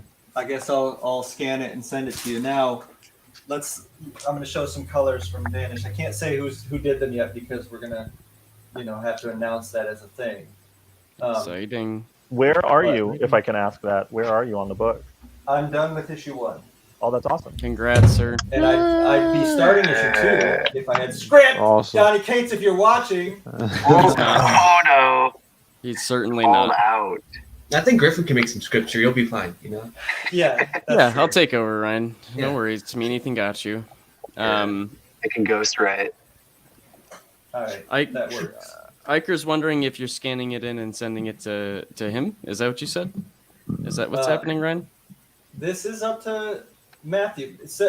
Iker, send some colors to Matthew. Yeah, let me see what you color like. Tweet colors. It's not up to me. It's up to Tyler because he's the art director on the book. But yeah, I'm on Twitter, or you can just email me at matthew@ashcanpress.com. Send me colors. Beautiful. I would love that. Get it in there, Johnny boy. Papa John. Do it. Yeah, for sure. Make it happen. These colors are going to be exciting. I've not seen these. This is going to be sick as fuck. Oh, fuck. Ooh. Yeah. Wow. Let me shrink this so you can... Damn. That looks so good, dude. Wow. Yeah, I am thrilled. I mean, this colorist is like my favorite, so. Can we see Battle Rocket? No, we've only got the first 2 pages here, so. Okay. And then Who came up with the crack? Was that you, or was that in the Donnie script? Well, you know what's funny? Now that you mentioned that, I noticed I used crack in 2 straight panels because you're about to see the second one. Poor See dude. that? Poor dude. Oh, but one's a baseball bat hit and one's a kick? Yeah, so wouldn't you think it'd be more like thud or crunch or... I wouldn't think about the crack of the kick. I'd be like, okay, he probably broke a rib or something. But when you see it on the baseball bat, it makes me think it's a wooden boy. Yeah. So he's a real boy. There's our colors so far. And Those I'm greens sure are been so more good. done, but... Yeah, Yeah. those screens are fucking sick. The blarg, is that like your own lettering? Yeah, I tend to do all my own sound effects just because. Oh, wow. Which I actually, honestly, I don't understand why most people don't do that. Yeah, I'm always confused That's by it. sick. Because I like it for a few reasons. Chief among them is that you can not draw as much. Yeah. So like sometimes I'll do these panels where like the letters take up like the whole thing, and then I just draw like a real tiny thing, and it always ends up looking cool, but I spent less time on it. So that's a peek behind the curtain that kind of just blew my mind. I assumed the effects were always drawn in. Yeah, no, normally the letterer puts in any sound effects. Wow. Okay. Huh. Yeah. When I was doing Hawkeye, Otto Schmidt did his own sound effects, and he would add sound effects, but he's Russian, and so like vowels and consonants have very different sounds, and so sound effects would come back, and my editor would be like, this sound effect doesn't make sense. Like I can't visualize what this sound effect would sound like. There's like 6 consonants in a row, and it's just like. And so I was like, okay, I'm going to start writing the sound effects myself, like because I like to just let artists do it. But autos were crazy, so we had to change them. Well, I think that we did it, guys. I loved it. I think we're done. 14 hours and we're done. Look at that. All right, Griffin, get to work cutting this into a podcast. Yeah, let me get right on it. I'll figure out how to cut through 3.5 hours real quick, and it'll be But great. you said you were going to, for real, right? Yes, it will take a little bit of time, but it will happen. It'll be up I tonight. will get it done. It better Hopefully be up this today. weekend. If it's not up today, then Will you really get it up this weekend? I would like to stretch my legs, Ryan Segment. I would like to. I woke up and got in this chair. Okay, go take a piss. Thank you for being here, everybody. Yes, thanks, everybody. We will be back Thank again you. next week, of course. Stay tuned, Matt. Wonderful hearing from you. Yes, I got that. I got that joke. It's very good. Ryan. Is someone asking Ryan something real quick? Yeah, it's me. Can you hear me okay? Yes. Okay, so I don't know if you remember, but last week you asked me to bring some layouts. Mm-hmm. With right. me. Yeah. And I've brought them with me, so if you wouldn't mind sparing like 5 minutes. Okay, let's do that. Matthew, if you want to leave, you can, and I'm going to run to the bathroom, and then I'll come back, and we'll just keep this going. Yeah, for can 5 I? minutes. Yeah, Oh. okay. All right. Griffin, can I just send them to you because they're in digital? I've got them in JPEG. Or how can I get them? Try just tweet him at him on Twitter. Yeah. Right. All right, I'll be right back. Okay. Okay. All right. Well, I'm going to go because I have to go write comic books. Okay, Matt. But this was super awesome. Thank you, everybody, absolutely, for sir. coming and hanging out. I know you came to hang out and watch Ryan draw and not watch my dark screen talk. There it is. But it was a blast. Thank you guys all so much. This was a super fun way to start my day. Thank you, Matt. Thanks, Matthew. Rosenberg, the AI. Thanks, Matt. And I'll now buy your book. Thank you. There you go. It was all worth it then. Ryan's cover is fine, but selling one copy of the book totally worth it. And I'm sure I'll be back at some point. Absolutely. So, later, guys. Bye, Matt. Have a Thanks, great man. one. See ya. Oh boy, it's the Supple Boy hour now. Yes, this is what I was waiting The for. real show starts. Fuck yeah, baby. It's my show now. I don't know. Ryan's got the bladder the size of a fucking pea, I guess. This is like his third pee break. I, for the record, have not taken a single break this episode. People are going to doctor's appointments. People are relieving themselves. You know, got the you can guys know under the me. desk. I ain't got shit under here, man. I munched on a donut like halfway through, but that was it. I think you just outlasted Endgame. That's impressive. Well, we were talking earlier about how many movies we've watched in one day, and you know, I can do that shit. He's back, the king. All right. Are you sending them? Yeah, I'm just tweeting them. Meanwhile, munched on a donut. What the fuck is weak about munching on a donut, Aaron? I don't understand. It was just it's we're getting close to cider mill season. That's donuts and ciders and all that shit. So yeah, can you forget, man? No, I live near an Looking apple forward farm to- too, so I'm hyped. Yeah. Jesus Christ, yeah. How do you forget? Excited for that. Lose some folks. Who did we just lose? I don't even remember at this point. Been staring at the screen too long. Ryan, I've just sent 2 tweets and I tagged you in them. How did you send them? I tagged you on Twitter. Oh. Okay, hold on. There they are.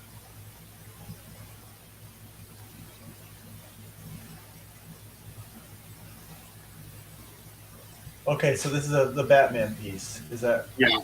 Okay.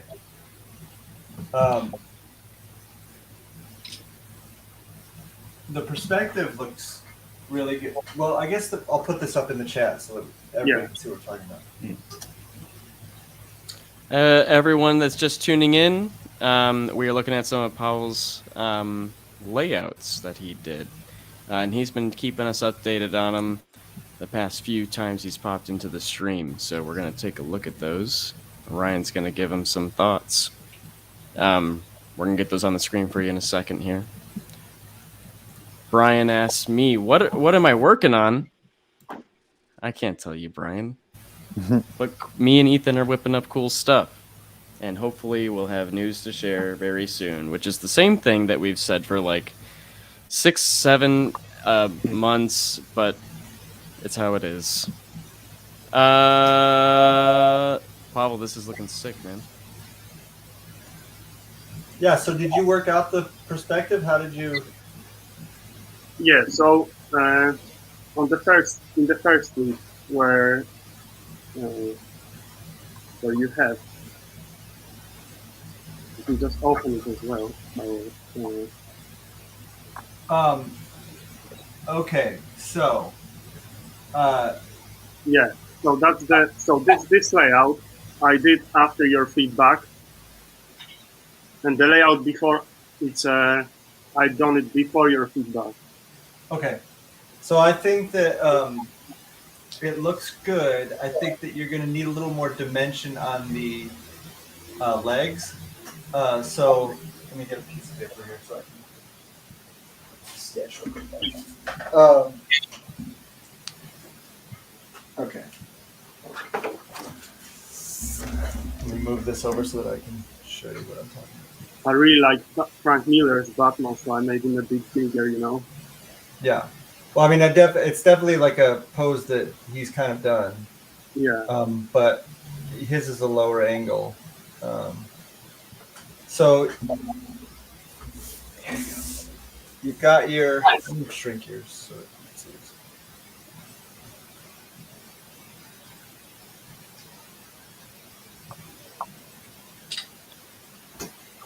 Okay. So you've got your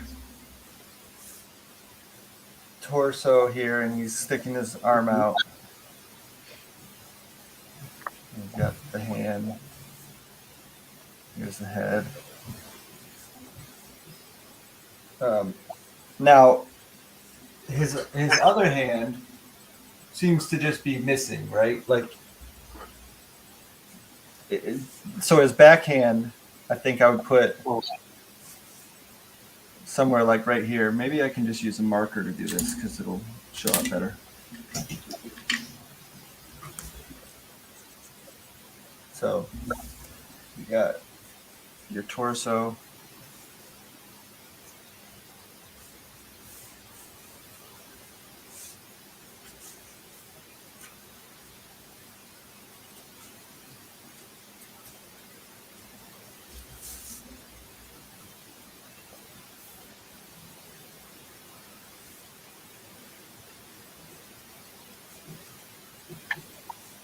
And then what I'm talking, so you need to have, you should probably show this hand because when a body part just kind of, I mean, it makes sense that it would actually be hidden behind him, but when a body part just kind of disappears, it just looks weird.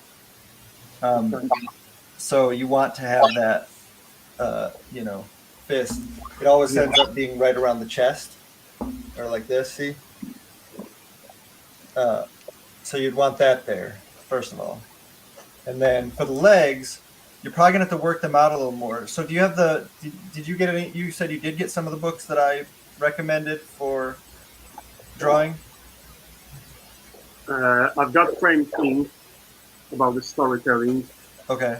But other than that, I was using, just the usual stuff. Marshall, Hogarth.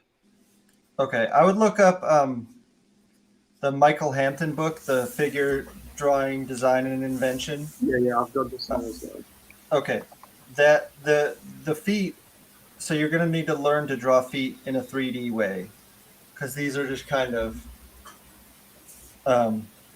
right now they're just kind of blobs that you've put on there, and it doesn't feel like they're resolved.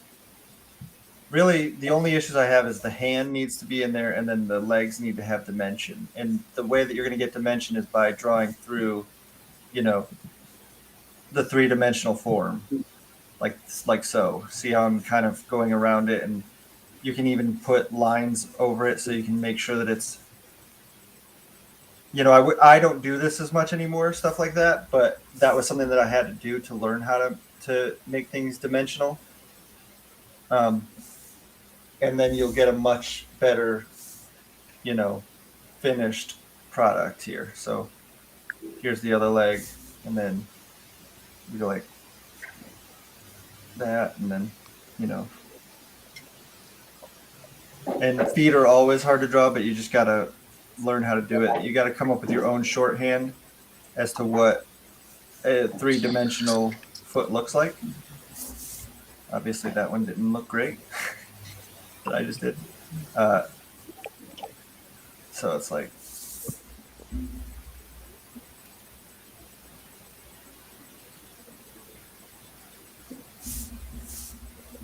see what I'm saying? How there's like more dimension to the legs now.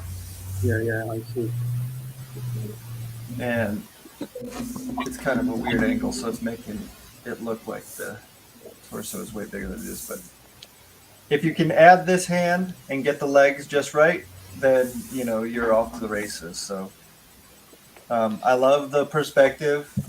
The shot is really good. I just want to see the you know, this stuff. So does that help? Yeah, of course. Helps a lot. Well, there you go, Pavel, and there you go, everyone. There's a little art lesson from the master Stegman himself. Ryan's talked about, and I don't want to put words in your mouth or anything, Ryan, but you've talked about how you want to do some more educational, sort of informative stuff like this. So maybe we'll dedicate a stream down the line to folks just popping stuff in there and getting feedback and whatnot. This is and if I'm planning on doing it beforehand, I might just set up on my Cintiq so that I can draw over the drawings. You know, and you guys will be able to see that there. But again, that's another one we have to solve. We've almost got the sketch situation solved. Then next will be the portfolio stuff. So that's something I'm really looking forward to. Sweet. And now I'm just drawing this anyway. I'm just gonna eat it. might as well. Iker wants you to finish it. Give him the ears. Give him the ears. Oh yeah. Yeah. Oh shit. Shit. Kelly Jones. It's the very long Halloween mask. Also, Matthew has joined us in the time that we've been doing this. What's up, Matt? Welcome. You were in here earlier, so we couldn't get you in here sooner. You're here for the lesson side of things right now. Yeah, it's good to be here. How you guys doing? Good, Pretty man. good. We just had a long chat with Matt Rosenberg. He was with us today. Of course, you were seeing that earlier. Ryan wrapped up the cover, so you'll be seeing the final version of that if you go back in the stream at all. Or are you going to post that on Twitter at all, Ryan? Or no? Okay. You'll have to rewind the stream, but it's there. Wait, the cover that I did. Wait, the cover I did for Matthew. Yeah. Oh yeah, I'll post that. Sorry. Okay, there you go. Yeah, that's out there. What are we doing for Fan Art Friday? Brian asks. Good question. We're still figuring that how exactly we want to do that. But we do love the idea of Fan Art Friday. We were talking about that on the previous episode of Ryan and Donnie's Half-Assed Substack podcast, which is available for you guys to hear now. Came out just a few days ago. Fan Art Friday, where you guys send in some of your KLC press title fan art, or if you want to do a little Venom, you feel free to start sending in submissions to klcpressonline@gmail.com, and we'll start gathering stuff. So then, once we have it figured out, we can try and do that. Send You're the gonna piece, have to put send in the name. Okay to print in the email. Okay to print.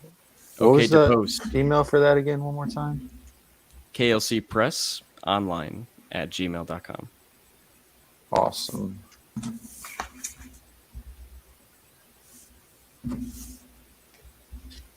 But yeah, Sweet. we're obviously the boys and everyone on the team super excited to see what you guys are whipping up. Ryan was talking about how exciting it is to see Vanished fan art already coming in. Yeah, there's been quite a bit of it. It's cool. Speaking of Ryan, I emailed you files without. I emailed you newer files if you just want to check the emails whenever you get a chance. Okay, cool. Perfect. Yeah, I'd love to share that with people. So Yeah, and if there's any other tweaks I need to make, if I gave credit to the wrong person, if I said something, just let me know. All right, will do. All right, I think we should be done. Think so. I got a nice little Batman bonus on this one, everybody. So thanks for sticking around. Thanks for hanging out, as always. What's next week's stream, Ryan? Are we trying to do raffles next week? Is that what's happening? I think we might do that on Wednesday night, and then we'll do a regular stream on Thursday. Do you know what you're drawing? The Wednesday yet, one or? would probably just be an hour. Okay, so stay tuned, guys. We'll have some fun stuff coming up next week. Wednesday evening, Thursday morning combo. So come hang out with us. And as always, klcpress.substack.com has a bunch of awesome stuff from Mr. Stegman, of course, as well as Mr. Cates. Check a peek, get all your Vanish updates. I hear there might be some news about the One You Feed coming in sometime soon, but I don't know anything about that, so don't take that from me. So yeah, thanks so much, guys, and we will catch you next time. Thank you. Thank you very much. Later. See ya. Bye, guys.